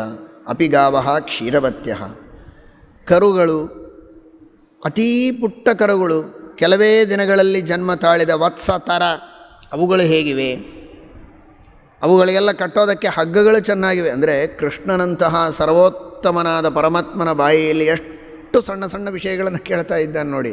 ಅಂದರೆ ಇದೇನು ತೋರಿಸ್ತದೆ, ತೇನ ವಿನಾ ತೃಣಮಪಿ ನ ಚಲತಿ. ಆ ಭಗವಂತನ ಆ ಪ್ರೇರಣೆ ಇಲ್ಲದೆ, ಅನುಗ್ರಹ ಇಲ್ಲದೆ ಒಂದು ಸಣ್ಣ ಹುಲ್ಲು ಕಡ್ಡಿಯೂ ಆಚೆ ಈಚೆ ಸರದಾಡುವಂತಿಲ್ಲ. ಅವುಗಳಿಗೆ ಕಟ್ಟೋದಕ್ಕೆ ಹಗ್ಗ ಎಲ್ಲ ಸರಿಯಾಗಿದೆಯಾ, ಹುಲ್ಲುಗಳೆಲ್ಲ ಚೆನ್ನಾಗಿ ಸಿಗ್ತಾ ಇದೆಯಾ, ಚಕಡಿ ಬಂಡಿಗಳು ಯಾವುದು ಮುರಿದಿಲ್ಲ ತಾನೆ, ಚಕ್ರಗಳೆಲ್ಲ ಚೆನ್ನಾಗಿವೆಯಲ್ಲ, ಕೊಡಗಳಿಗೆ ಯಾವುದಕ್ಕೂ ತೂತು ಬಿದ್ದಿಲ್ಲಲ್ಲ ಅಂತ ಕೇಳ್ತಾನೆ. ಎಲ್ಲ ಕೊಡ ಚೆನ್ನಾಗಿದೆ, ಎಲ್ಲ ಹಾಲಿನ ಕೊಡ. ಘಟಾಃ ಕಿಂ ಬಹವೋ ಮಾತಃ ಅಭಿನ್ನಾಃ, ಯಾವ ಒಡೆದು ಮುರಿದು ತೂತು ಬಿದ್ದು ಏನಾಗಿಲ್ಲಲ್ಲ, ಬೇಕಾದಷ್ಟು ಹಾಲು ಮೊಸರು ಬೆಣ್ಣೆ ಎಲ್ಲ ಸಮೃದ್ಧಿ ಇದೆ ತಾನೇ ಅಂತೆಲ್ಲ ಕೇಳಿದ್ದಕ್ಕೆ ಹೇಳ್ತಾರೆ, ನಿನ್ನ ಅನುಗ್ರಹ ಇದ್ದಾಗ ಯಾವುದಕ್ಕೆ ಕಡಿಮೆ ಇದೆ. ರಕ್ಷಣಾತ್ತವ ದೇವೇಶ ಸದಾ ಕುಶಲಿನೋ ವಯಂ. ನೀನು ರಕ್ಷಣೆ ಮಾಡ್ತಾ ಇರುವಾಗ ಇಡೀ ವಿಶ್ವವನ್ನು ನಮಗೇನು ಚಿಂತೆ, ಯಾವ ಚಿಂತೆಯೂ ಇಲ್ಲ. ಇಷ್ಟು ಹೇಳಿ ನೋಡಿ, ಅಷ್ಟೇ ಪರಮಾತ್ಮ, ಅವರ ಪುಣ್ಯ ಎಷ್ಟೋ ಅಷ್ಟೇ. ನಂದ ಯಶೋಧ ಬಂದಿದ್ದೀರಿ, ಮಾತನಾಡಿಸಿದ್ದೀರಿ ಪ್ರೀತಿಯಿಂದ, ಬೇಕಾದಷ್ಟು ಉಣ್ಣುವುದಕ್ಕೆ ತಿನ್ನುವುದಕ್ಕೆ ಕೊಟ್ಟರೆ, ಆಲಿಂಗನ ಮಾಡಿಕೊಂಡ್ರೆ ಹೋಗ್ರಿ ಇನ್ನು ಮನೆಗೆ ಅಂದ್ಬಿಡ್ತಾನಷ್ಟೇ. ಹೊಸದು ಏವಮಾದಿ ವಿಲಪ್ಯಂತಂ ಗಚ್ಚೇತ್ಯಾಹ ಸಕೇಶವಃ. ತಾಯಿಗೂ ಹೇಳಿದ, ಮಾತರ್ಗಚ್ಚ ಗೃಹಂ ಪ್ರತಿ, ಮನೆಗೆ ಹೋಗಿ ಹೊತ್ತಾಗ್ತಾ ಇದೆ ಅಂತ ಅವರಿಬ್ಬರನ್ನು ಹೇಳಿದಾಗ ಹೇಳಿ ಒಂದು ಅನುಗ್ರಹವನ್ನು ಮಾಡ್ತಾನೆ ಯಶೋದೆಗೆ. ಯಶೋಧ, ಮನೆಗೆ ಹೋಗು ಅಂತ ಹೇಳ್ತಾ ಇದ್ದೇನೆ ಅಂತ ಬೇಜಾರು ಮಾಡ್ಕೋಬೇಡ. ನಿನ್ನ ಯೋಗ್ಯತೆ ಎಷ್ಟು, ನಿನ್ನ ಪುಣ್ಯ ಎಷ್ಟು, ಇನ್ನು ಇದಕ್ಕೂ ಹೆಚ್ಚು ಪುಣ್ಯ ಪಡೆಯೋ ಯೋಗ್ಯತೆ ಇಲ್ಲ ಅಂತ ಕಳಿಸ್ತಾ ಇದ್ದೇನೆ. ಅಷ್ಟು ಪುಣ್ಯ ಪಡೆದಿದ್ದಿ. ಎಷ್ಟು ಪುಣ್ಯವನ್ನು ಪಡೆದುಕೊಂಡಿದ್ದಿ ಅಂದರೆ, ನಿನ್ನ ಹೆಸರು ಹೇಳಿದರೆ ಅವರು ಸ್ವರ್ಗಕ್ಕೆ ಹೋಗ್ತಾರೆ. ನೀನಲ್ಲ, ನಿನ್ನ ಹೆಸರು ಹೇಳಿದವರು. ಏಚತ್ವಾಂ ಕೀರ್ತಯಿಷ್ಯಂತಿ ತೇಚ ಸ್ವರ್ಗಮವಾಪ್ನುಯು. ಅಂದಮೇಲೆ ನಿನಗೆ ಉತ್ತಮ ಗತಿ ಆಗ್ತದೆ ಅಂತೇನು ಹೇಳೋದು. ಏಕೇಚಿತ್ವಾಂ ನಮಸ್ಯಂತಿ ತೇ ಮೇ ಪ್ರಿಯತರ ಸದಾ ಮದ್ಭಕ್ತಾ ಸರ್ವದಾ ಸಂತು ಗಚ್ಚೇತ್ಯಾಹ ಚತಾಂ ಹರಿ. ನಿನಗೆ ನಮಸ್ಕಾರ ಮಾಡಿದರೆ ಅವರು ನನಗೆ ಪ್ರಿಯರಾಗ್ತಾರೆ, ನನ್ನಲ್ಲಿ ವಿಶೇಷ ಭಕ್ತಿಯನ್ನು ಪಡೀತಾರೆ.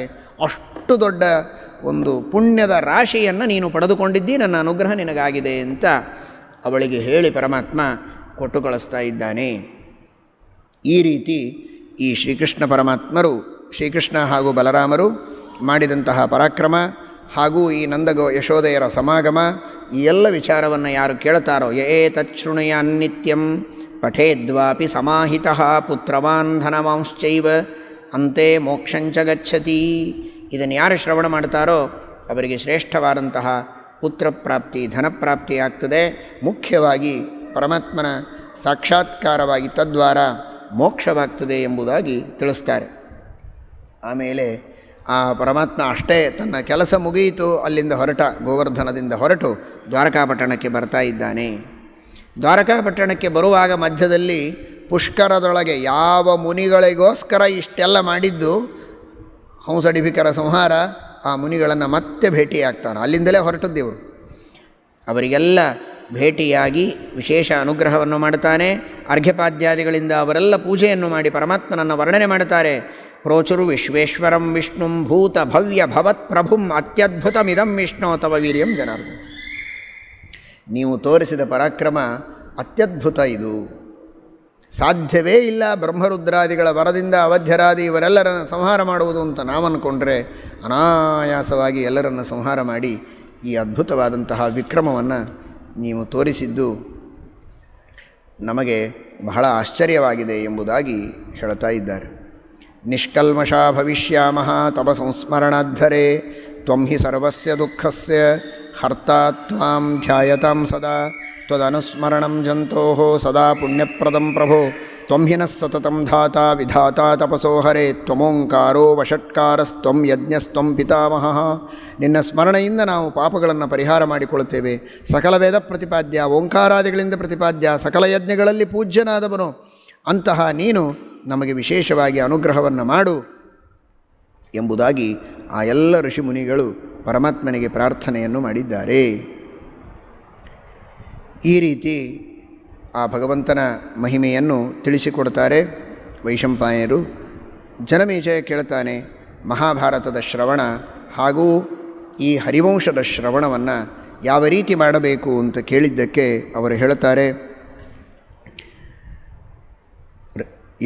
ನೋಡಿ, ಮಹಾಭಾರತ ಅಂದರೆ ಏನು? ಮಹಾಭಾರತದೊಳಗೆ ಸಾಕ್ಷಾತ್ ಸರ್ವೋತ್ತಮತ್ವವನ್ನು, ವಿಷ್ಣುವಿನ ಸರ್ವೋತ್ತಮತ್ವವನ್ನು ಪ್ರತಿಪಾದನೆ ಮಾಡುವುದಕ್ಕೆ ಹೊರಟದ್ದು ಮಹಾಭಾರತ. ಆದರೆ ಆ ಮಹಾಭಾರತದೊಳಗಿನ ವೈಶಿಷ್ಟ್ಯ ಅಂದರೆ ಕೇವಲ ವಿಷ್ಣುವಿನ ಸರ್ವೋತ್ತಮತ್ವವನ್ನು ಪ್ರತಿಪಾದನೆ ಮಾಡುವುದು ಮಾತ್ರ ಅಲ್ಲ, ಅಲ್ಲಿ ಮಹಾಲಕ್ಷ್ಮೀದೇವಿ ರುಕ್ಮಿಣಿ ಸತ್ಯಭಾಮಾದಿ ರೂಪದಿಂದ ಇರುವಂತಹ ಮಹಾಲಕ್ಷ್ಮೀದೇವಿಯ ಮಹಿಮೆಯ ವರ್ಣನೆ ಇದೆ. ಹನುಮಂತ ದೇವರು, ಭೀಮಸೇನ ದೇವರ ವರ್ಣನೆ ಇದೆ, ವಾಯುದೇವರ ವರ್ಣನೆ ಇದೆ, ಬ್ರಹ್ಮದೇವರ ಮಹಿಮೆ ಇದೆ. ತಾರತಮ್ಯೋಕ್ತವಾಗಿ ಎಲ್ಲ ದೇವತೆಗಳ, ಸರಸ್ವತಿ ಭಾರತೀಯರ, ಗರುಡಶೇಷ ರುದ್ರಾದಿಗಳ, ಇದು ವೈಶಂಪಾಯನರು ಹೇಳೋ ಮಾತು, ನನ್ನ ಮಾತಲ್ಲ, ಎಲ್ಲ ದೇವತೆಗಳ ವರ್ಣನೆ ಇದೆ, ಎಲ್ಲ ಋಷಿಗಳ ವರ್ಣನೆ ಇದೆ, ಮುನಿಗಳು, ರಾಜಋಷಿಗಳು ಎಲ್ಲರ ವರ್ಣನೆ. ಯಾರ್ಯಾರು ವಿಷ್ಣು ಭಕ್ತರೋ ಅವರೆಲ್ಲ ಒಬ್ಬೊಬ್ಬರ ನಾಮಸ್ಮರಣೆ ಮಾಡಿದರೆ ಮಹಾಪುಣ್ಯ. ನಾಮಸ್ಮರಣೆ ಮಾಡಿದರೆ ಅವರ ನಾಮ ಇದೆ, ಅವರ ಚರಿತ್ರೆ ಇದೆ, ಅವರ ವೀರ್ಯ ಇದೆ, ಅವರ ಪರಾಕ್ರಮ ಇದೆ, ಅವರ ಗುಣಗಾಥೆ ಎಲ್ಲ ಇದೆ ಇಲ್ಲಿ. ಇಂಥ ಮಹಾಭಾರತದ ಶ್ರವಣ ಮಾಡಿದರೆ ಪುಣ್ಯ ಎಷ್ಟು ಪುಣ್ಯ ಬರ್ತದೆ ಅಂತ ಹೇಳುವುದಕ್ಕೆ ಯಾರಿಗೆ ಸಾಧ್ಯ? ಋಷೀಣಾಂ ದೇವತಾನಾಂಚ ಸಂಭವಂ ವಸುಧಾತಲೆ. ರುದ್ರ, ಸಾಧ್ಯ, ವಿಶ್ವೇದೇವ, ಎಲ್ಲ ಪರ್ವತಾಭಿಮಾನಿ ದೇವತೆಗಳು, ಸಮುದ್ರಾಭಿಮಾನಿ ದೇವತೆಗಳು, ನದ್ಯಭಿಮಾನಿ ದೇವತೆಗಳು, ಗ್ರಹಗಳು, ಕಾಲಾಭಿಮಾನಿ ದೇವತೆಗಳು, ಜಂಗಮ, ಸ್ಥಾವರ ಎಲ್ಲವೂ ಇದೆ. ಯದಿ ಹಾಸ್ತಿ ತದನ್ಯತ್ರ ಯನ್ನೇ ಹಾಸ್ತಿ ನ ಕುತ್ರಚಿತ್. ತಿಳಿದುಕೊಳ್ಳಿ, ಶ್ರೀಮನ್ಮಹಾಭಾರತ ತಾತ್ಪರ್ಯ ನಿರ್ಣಯ ಇವುಗಳ ಪಠನ ಪಾರಾಯಣದಿಂದ ಬರುವ ಫಲ ಅನೇಕ ಕೋಶಗಳಿಗೆ ವಿಶ್ವಕೋಶ ಅಂತ ಕರೀತಾರಲ್ಲ, ಇದು ನಿಜವಾದ ವಿಶ್ವಕೋಶ. ವಿಶ್ವಂ ವಿಷ್ಣುರು ವಷಟ್ಕಾರ, ಆ ಸರ್ವೋತ್ತಮನಾದ ವಿಶ್ವನ ಕೋಶ ಇದು. ಆ ಭಗವದ್ಭಕ್ತರು ಯಾರೆಲ್ಲ ಇದ್ದಾರೆ ಆ ಭಕ್ತ ವಿಶ್ವದ ಕೋಶ ಇದು. ಅಂತಹ ವಿಶ್ವಕೋಶ ಇದು ಮಹಾಭಾರತ. ಹೀಗಾಗಿ ಇದರ ಪಠನದಿಂದ ಎಲ್ಲ ಪಾಪಗಳ ಪರಿಹಾರವಾಗ್ತದೆ. ತೇಷಾಂ ಶ್ರುತಿ ಪ್ರತಿಷ್ಠಾನಾಂ ನಾಮಕರ್ಮಾನುಕೀರ್ತನಾತ್ ಕೃತ್ವಾಪಿ ಪಾತಕಂ ಘೋರಂ ಸದ್ಯೋ ಮುಚ್ಚೇತ ಮಾನವಃ. ಎಲ್ಲ ಪಾಪಗಳ ಪರಿಹಾರವಾಗ್ತದೆ. ಇದರ ಶ್ರವಣವನ್ನು ಮಾಡಿ ಯಥೇಚ್ಛವಾಗಿ ದಾನಗಳನ್ನು ಮಾಡಬೇಕು. ಗೋದಾನ, ರತ್ನದಾನ, ತನ್ನ ಯೋಗ್ಯತಾನುಸಾರವಾಗಿ ಏನೆಲ್ಲ ದಾನ ಮಾಡಬಹುದೋ ಕನ್ಯಾದಾನಾದಿಗಳನ್ನು ಮಾಡಬೇಕು. ವೇದವ್ಯಾಸ ದೇವರ ಪೂಜೆಯನ್ನು ಮಾಡಬೇಕು. ಅಂಬ್ರಣೀ ಸಮೇತರಾದ ವೇದವ್ಯಾಸ ದೇವರು, ಲಕ್ಷ್ಮೀನಾರಾಯಣ ಹಾಗೂ ಎಲ್ಲ ದೇವತೆಗಳು ಎಲ್ಲರ ಪೂಜೆಯನ್ನು ವಿಶೇಷವಾಗಿ ಮಾಡಬೇಕು. ಈ ಸಂಹಿತ ಶ್ರೀಮನ್ಮಹಾಭಾರತ ಗ್ರಂಥದ ಪೂಜೆಯನ್ನು ಮಾಡಬೇಕು. ಏನು ಅಂದಿನಿಂದ ವೇದವ್ಯಾಸ ದೇವರೇನು ಗಣಪತಿಯಿಂದ ಬರೆಸಿದರೋ ಮಹಾಭಾರತವನ್ನು, ಆ ಪುಸ್ತಕ, ಆ ನಂತರ ಅದೇ ಕ್ರಮದಲ್ಲಿ ಏನು ಋಷಿಗಳು ಮುನಿಗಳೆಲ್ಲ ತಾವು ಆ ಪುಸ್ತಕವನ್ನು ಬರೀತಾ ಬಂದ್ರಲ್ಲ, ಅಂತಹ ಪುಸ್ತಕವನ್ನಿಟ್ಟು ಸಂಹಿತಾ ಪುಸ್ತಕಂ ರಾಜನ್ ಪ್ರಯತಶಿಷ್ಟ ಸಮ್ಮತಃ, ಆ ಪುಸ್ತಕವನ್ನು ಗಂಧಮಾಲ್ಯ ಅರ್ಚನಾದಿಗಳನ್ನು ಮಾಡ್ತಾ ಪೂಜೆ ಮಾಡಬೇಕು ಅಂತ ಹೇಳ್ತಾರೆ. ಪುಸ್ತಕಗಳೇ ಇರಲಿಲ್ಲ ಅಂತ ಹೇಳುವುದು ಎಷ್ಟು ತಪ್ಪಾಗ್ತದೆ ಅಂತ ಅರ್ಥ ಮಾಡಿಕೊಳ್ಳಿ.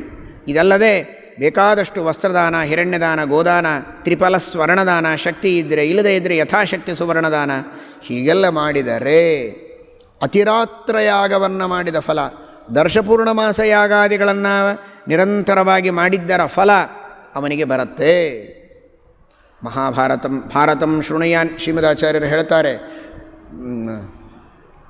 ಭಾರತಾನ್ನ ವಿರಾಗಾಯ ಭಾರತಾನ್ನ ವಿಮುಕ್ತಯೇ ಅಂತ ಭಾಗವತ ತಾತ್ಪರ್ಯದಲ್ಲಿ. ವೈರಾಗ್ಯ ಸಾಧನವಾದದ್ದು ಮಹಾಭಾರತಕ್ಕಿಂತ ಶ್ರೇಷ್ಠವಾದದ್ದು ಇನ್ನೊಂದಿಲ್ಲ, ಮೋಕ್ಷ ಸಾಧನವಾದದ್ದು ಮಹಾಭಾರತಕ್ಕಿಂತ ಶ್ರೇಷ್ಠವಾದದ್ದು ಇನ್ನೊಂದಿಲ್ಲ ಅಂತಾರೆ. ಆ ಮಾತನ್ನು ಹರಿವಂಶ ಹೇಳುತ್ತದೆ. ಭಾರತಂ ಶೃಣುಯಾನ್ ನಿತ್ಯಂ ಭಾರತಂ ಪರಿಕೀರ್ತಯೇತ್ ಭಾರತಂ ಭವನೇಯಸ್ಯ ತಸ್ಯ ಹಸ್ತಗತೋ ಜಯ. ಯಾರ ಮನೆಯಲ್ಲಿ ಮಹಾಭಾರತ ಮನೆಯಲ್ಲಿದ್ದರೆ ಜಗಳ ಆಗ್ತದೆ ಅಂತ ಕೆಲವರು ಮಹಾಭಾರತ ಪುಸ್ತಕವನ್ನೇ ಮನೆಯಲ್ಲಿ ಇಟ್ಟುಕೊಳ್ಳೋದಿಲ್ಲ, ತಪ್ಪದು. ಮಹಾಭಾರತ ಪುಸ್ತಕ ಯಾರ ಮನೆಯಲ್ಲಿರುತ್ತೋ ಅವರಿಗೆ ಎಲ್ಲ ಕಾರ್ಯಗಳಲ್ಲಿ ಜಯವಾಗೋದು ನಿಶ್ಚಿತ.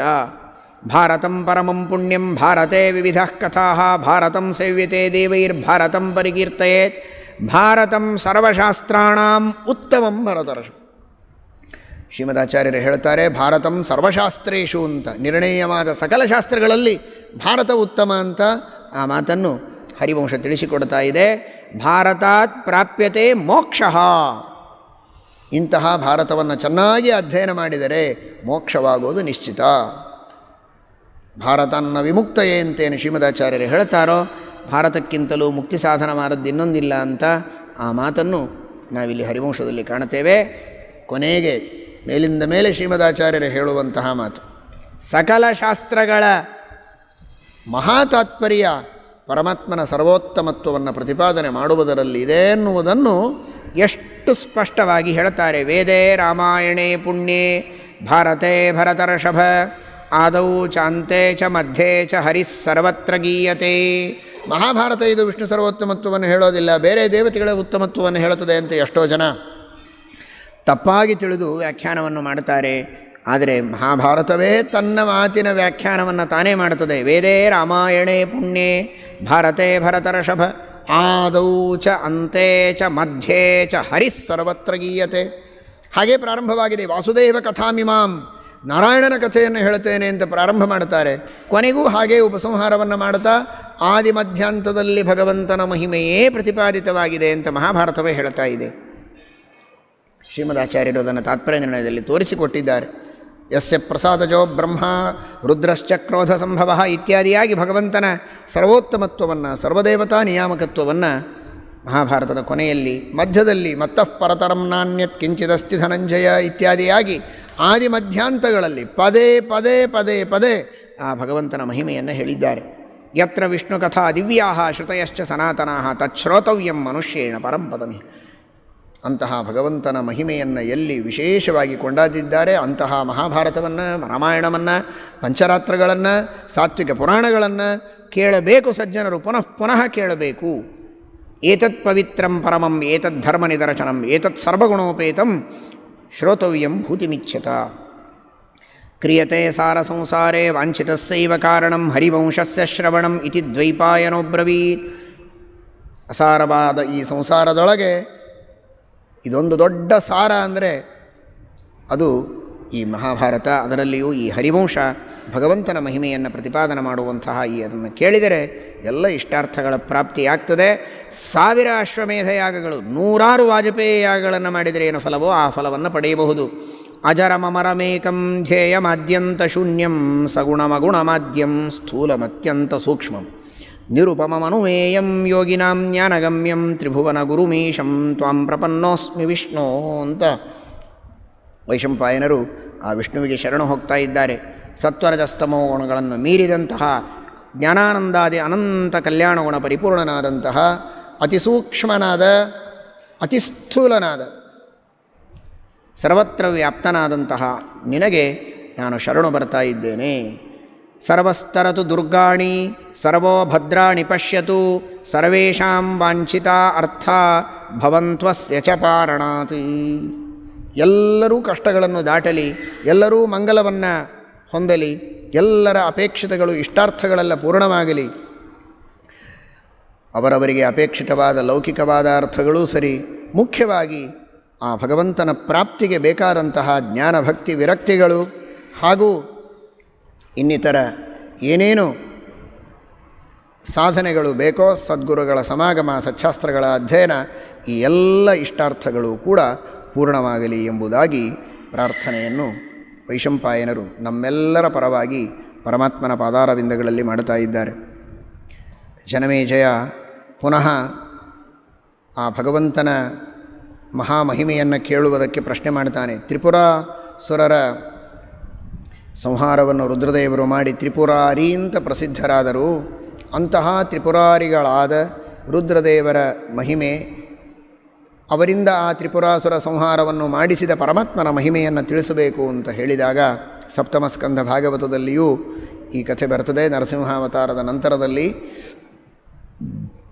ಮಯಾಸುರ ಬಂಗಾರದ, ಬೆಳ್ಳಿಯ, ಕಬ್ಬಿಣದ 3 ಪುರಗಳನ್ನು ಮಾಡ್ತಾನೆ. ಎಲ್ಲರೂ ರುದ್ರದೇವರ ವರದಿಂದ ಅಬದ್ಧರಾಗಿರುವಂತಹವರೇ, ಭಾರೀ ಪರಾಕ್ರಮಿಗಳು. ಅವರೆಲ್ಲರನ್ನ ಸಂಹಾರ ಮಾಡಬೇಕಾಗಿದೆ. ರುದ್ರದೇವರನ್ನು ಬಿಟ್ಟರೆ ಇನ್ಯಾರೂ ಸಂಹಾರ ಮಾಡೋ ಹಾಗಿಲ್ಲ, ನೀವು ಅವರಿಗೆ ಶರಣು ಹೋಗಿ ಅಂತ ಹೇಳ್ತಾರೆ ಬ್ರಹ್ಮದೇವರು. ಸರಿ ಅಂತ ರುದ್ರದೇವರ ಹತ್ತಿರ ಎಲ್ಲ ದೇವತೆಗಳು ಬರ್ತಾರೆ.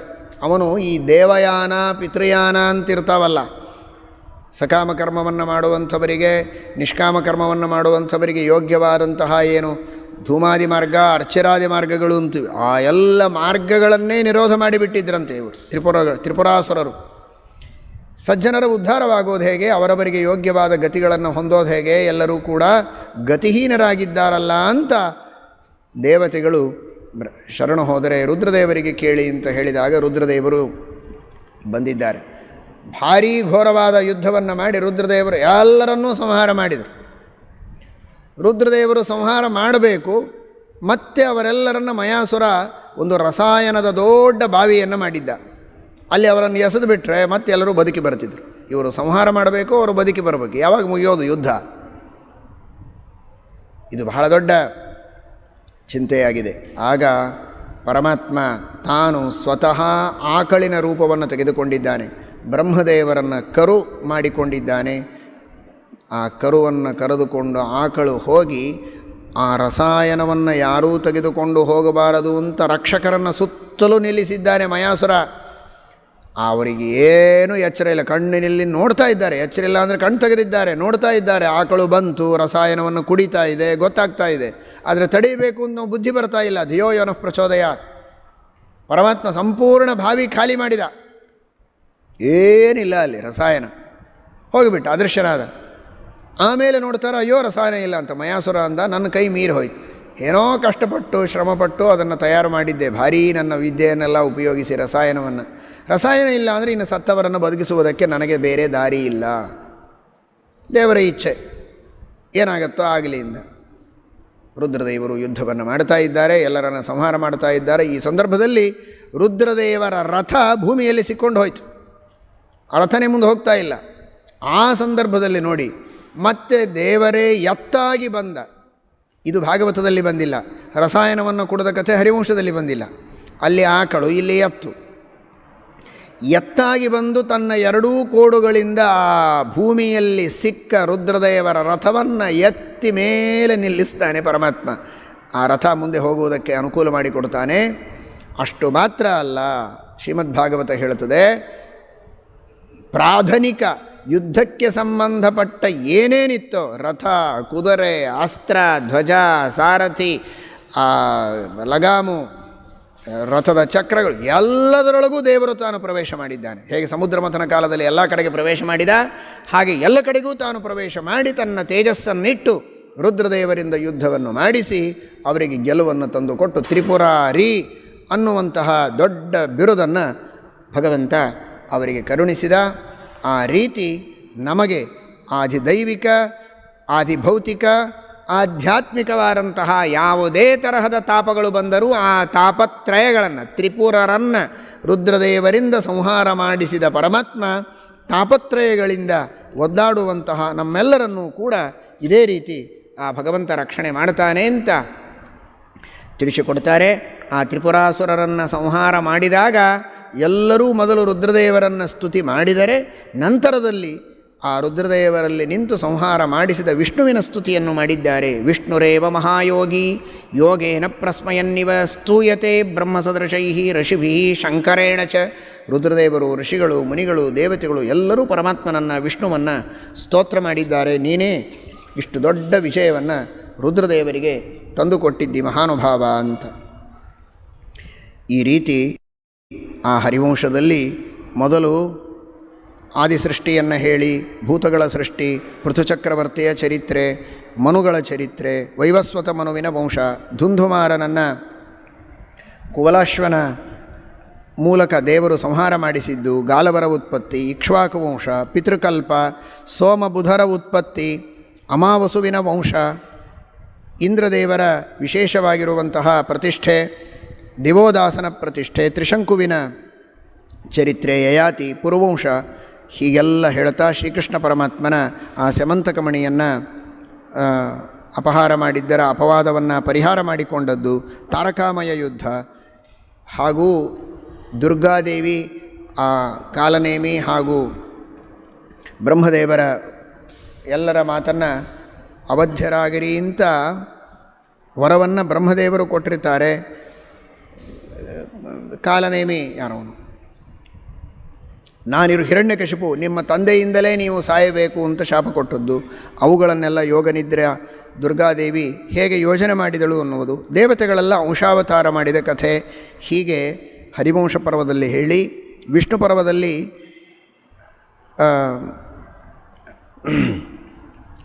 ನಾರದರ ವಾಕ್ಯಸ್ತುತಿ, ಆರ್ಯಾಸ್ತವ, ದುರ್ಗಾದೇವಿಯ ಸ್ತೋತ್ರ, ಶ್ರೀಕೃಷ್ಣಾವತಾರ, ಶ್ರೀಕೃಷ್ಣ ಪರಮಾತ್ಮನ ನಾನಾ ವಿಧವಾದ ಲೀಲೆಗಳು, ಪೂತನ ಸಂಹಾರ, ಶಕಟಾಸುರನ ಸಂಹಾರ, ಯಮಲಾರ್ಜುನರ ಉದ್ಧಾರ, ಹಾಗೂ ಕಾಲಿಯನಾಗ, ಗೋವರ್ಧನ ಪರ್ವತದ ಉದ್ಧಾರ, ಅರಿಷ್ಟಾಸುರ, ನಾನಾ ವಿಧವಾದ ಅಸುರರ ಸಂಹಾರ, ಹಾಗೂ ಅಕ್ರೂರನ ಆಗಮನ, ನಾಗಲೋಕದ ದರ್ಶನ, ಧನುರ್ಭಂಗ, ಕೋಲೆಯಾಪೀಡವಧ, ಚಾಣೂರ ಮುಷ್ಟಿಕರ ವಧ, ಕಂಸ ಸಂಹಾರ, ಉಗ್ರಸೇನಾಭಿಷೇಕ, ಯಾದವರಿಗೆ ಸಮಾಧಾನವನ್ನು ಮಾಡಿದ್ದು, ಗುರುಕುಲವಾಸ, ಆಮೇಲೆ ಜರಾಸಂಧನನ್ನು ಸೋಲಿಸಿದ್ದು, ಗೋಮಂತ ಪರ್ವತದ ಮೇಲೆ ಜರಾಸಂಧಾದಿಗಳ ಆಕ್ರಮಣ, ಗೋಮಂತ ಪರ್ವತದ ರಕ್ಷಣಾ, ಜರಾಸಂಧಾದಿಗಳನ್ನು ಸೋಲಿಸಿದ್ದು, ಶೃಗಾಲ ವಾಸುದೇವನ ಸಂಹಾರ, ಯಮುನಾದೇವಿಯನ್ನು ಬಲರಾಮದೇವರು ಆಕರ್ಷಣೆ ಮಾಡಿದ್ದು, ಕಾಲಯವನನ ಸಂಹಾರ, ರುಕ್ಮಿಣಿ ವಿವಾಹ, ಬಲರಾಮದೇವರ ನಾನಾ ವಿಧವಾದ ಪರಾಕ್ರಮಗಳು, ನರಕಾಸುರನ ಸಂಹಾರ, ದ್ವಾರಕಾಪಟ್ಟಣದ ನಿರ್ಮಾಣ, ಈ ರೀತಿ ಷಟ್ಪುರರ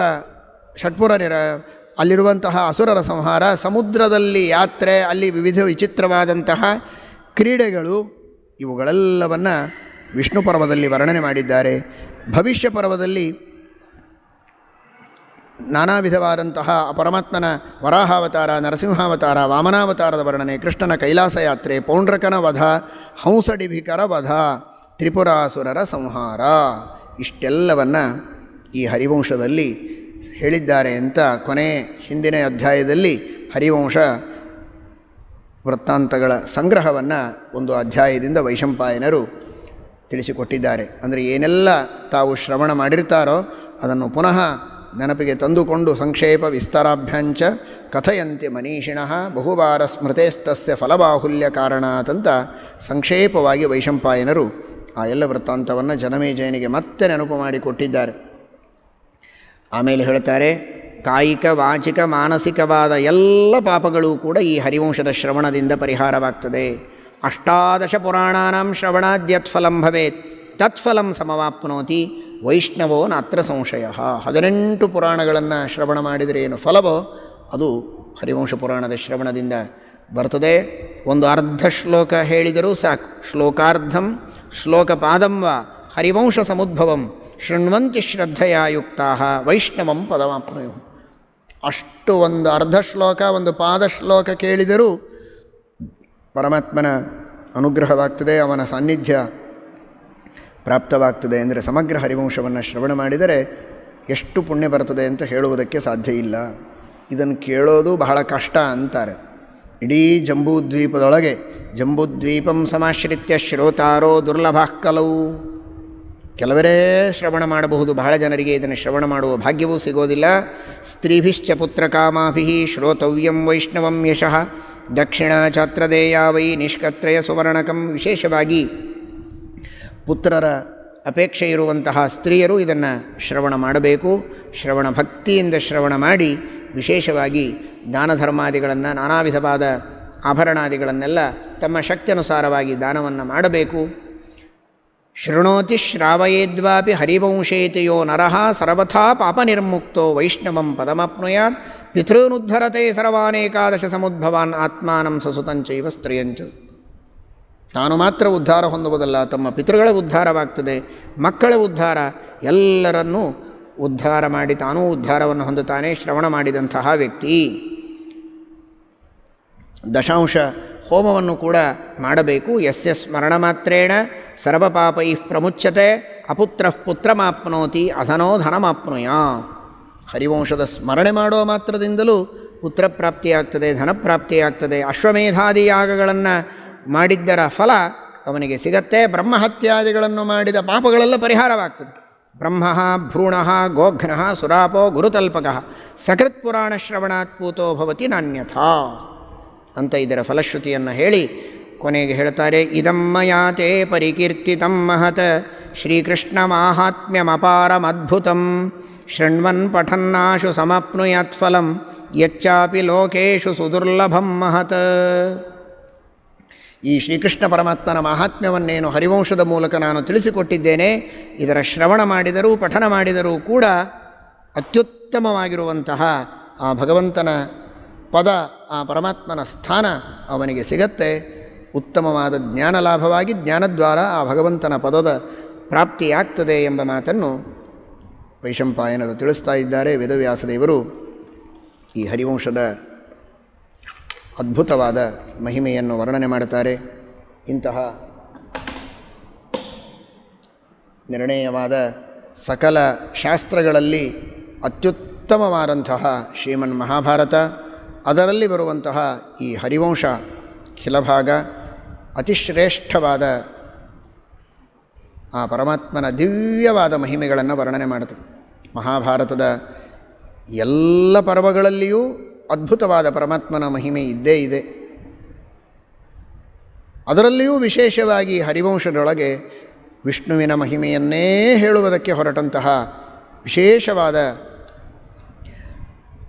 ಅಧ್ಯಾಯಗಳು, ಕಥೆಗಳು ಇದರಲ್ಲಿ ನೀವೆಲ್ಲ ಕೇಳಿದ್ದೀರಿ. ಸಕಲ ದೇವತೆಗಳಿಗಿಂತಲೂ ಭಗವಂತನ ಉತ್ತಮತ್ವ, ಇಡೀ ಜಗತ್ತಿನ ಸೃಷ್ಟ್ಯಾದಿ ಕಾರಣತ್ವ, ಆ ಪರಮಾತ್ಮ ಭಕ್ತರ ಮೇಲೆ ಮಾಡುವಂತಹ, ದೇವತೆಗಳ ಮೇಲೆ ಮಾಡುವಂತಹ ಅನುಗ್ರಹ, ಇವುಗಳೆಲ್ಲವನ್ನು ಅತ್ಯಂತ ಉತ್ಕೃಷ್ಟವಾದ ರೀತಿಯಲ್ಲಿ ಈ ಹರಿವಂಶ ನಮಗೆ ತಿಳಿಸಿಕೊಡುತ್ತದೆ. ಅಂತಹ ಹರಿವಂಶವನ್ನು ಯಥಾಶಕ್ತಿಯಾಗಿ ನಾವು ಈ ಚಾತುರ್ಮಾಸ್ಯದಲ್ಲಿ ತಿಳಿಯುವ ಪ್ರಯತ್ನವನ್ನು ಮಾಡಿದ್ದೇವೆ. ದೋಷಗಳೇನಾದರೂ ಇದ್ದರೆ ಅವುಗಳೆಲ್ಲ ನಮ್ಮವು. ಗುಣಗಳು ಗುರುಗಳಿಗೆ ಸೇರಿದ್ದು ಅಂತ ಗುರುಗಳ ದ್ವಾರ, ವಾಯುದೇವರ ದ್ವಾರ ಭಗವಂತನ ಪಾದಾರವಿಂದಗಳಲ್ಲಿ ಅದನ್ನು ಸಮರ್ಪಣೆ ಮಾಡ್ತಾ ಇದ್ದೇವೆ. ಹರಿವಂಶೋ ಹರತ್ಯೇನಃ ಜನ್ಮ ಜನ್ಮ ಸುಸಂಚಿತಂ ಅಪುತ್ರಂ ಪುತ್ರಿಣಂ ಕುರ್ಯಾತ್ ವಂಶಂ ಉನ್ನಾಮಯೇತ್ ಸದಾ. ಅಂತಹ ಶ್ರೇಷ್ಠವಾದ ಸಕಲ ಇಷ್ಟಾರ್ಥಗಳನ್ನು ಕೊಡುವಂತಹ ಈ ಹರಿವಂಶ ಎಲ್ಲರಿಗೆ ಇಷ್ಟಾರ್ಥಗಳನ್ನು ನೀಡಲಿ. ಉತ್ತಮವಾದ ಜ್ಞಾನಭಕ್ತಿ ವೈರಾಗ್ಯಾದಿಗಳನ್ನು ನೀಡಿ ಆ ಭಗವಂತನ ಪರಮಾನುಗ್ರಹ, ಪರಿಪೂರ್ಣವಾದ ಅನುಗ್ರಹ ಎಲ್ಲರ ಮೇಲೆ ಆಗುವಂತೆ ಗುರುಗಳು ನಮ್ಮ ಪರವಾಗಿ ಪ್ರಾರ್ಥನೆಯನ್ನು ಮಾಡಲಿ.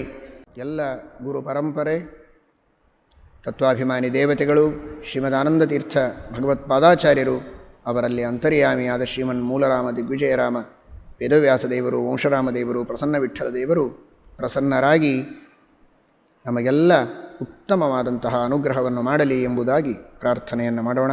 ಹರಯೇ ನಮಃ. ಶ್ರೀಕೃಷ್ಣಾರ್ಪಣಮಸ್ತು. ಶ್ರೀ ಗುರುಭ್ಯೋ ನಮಃ.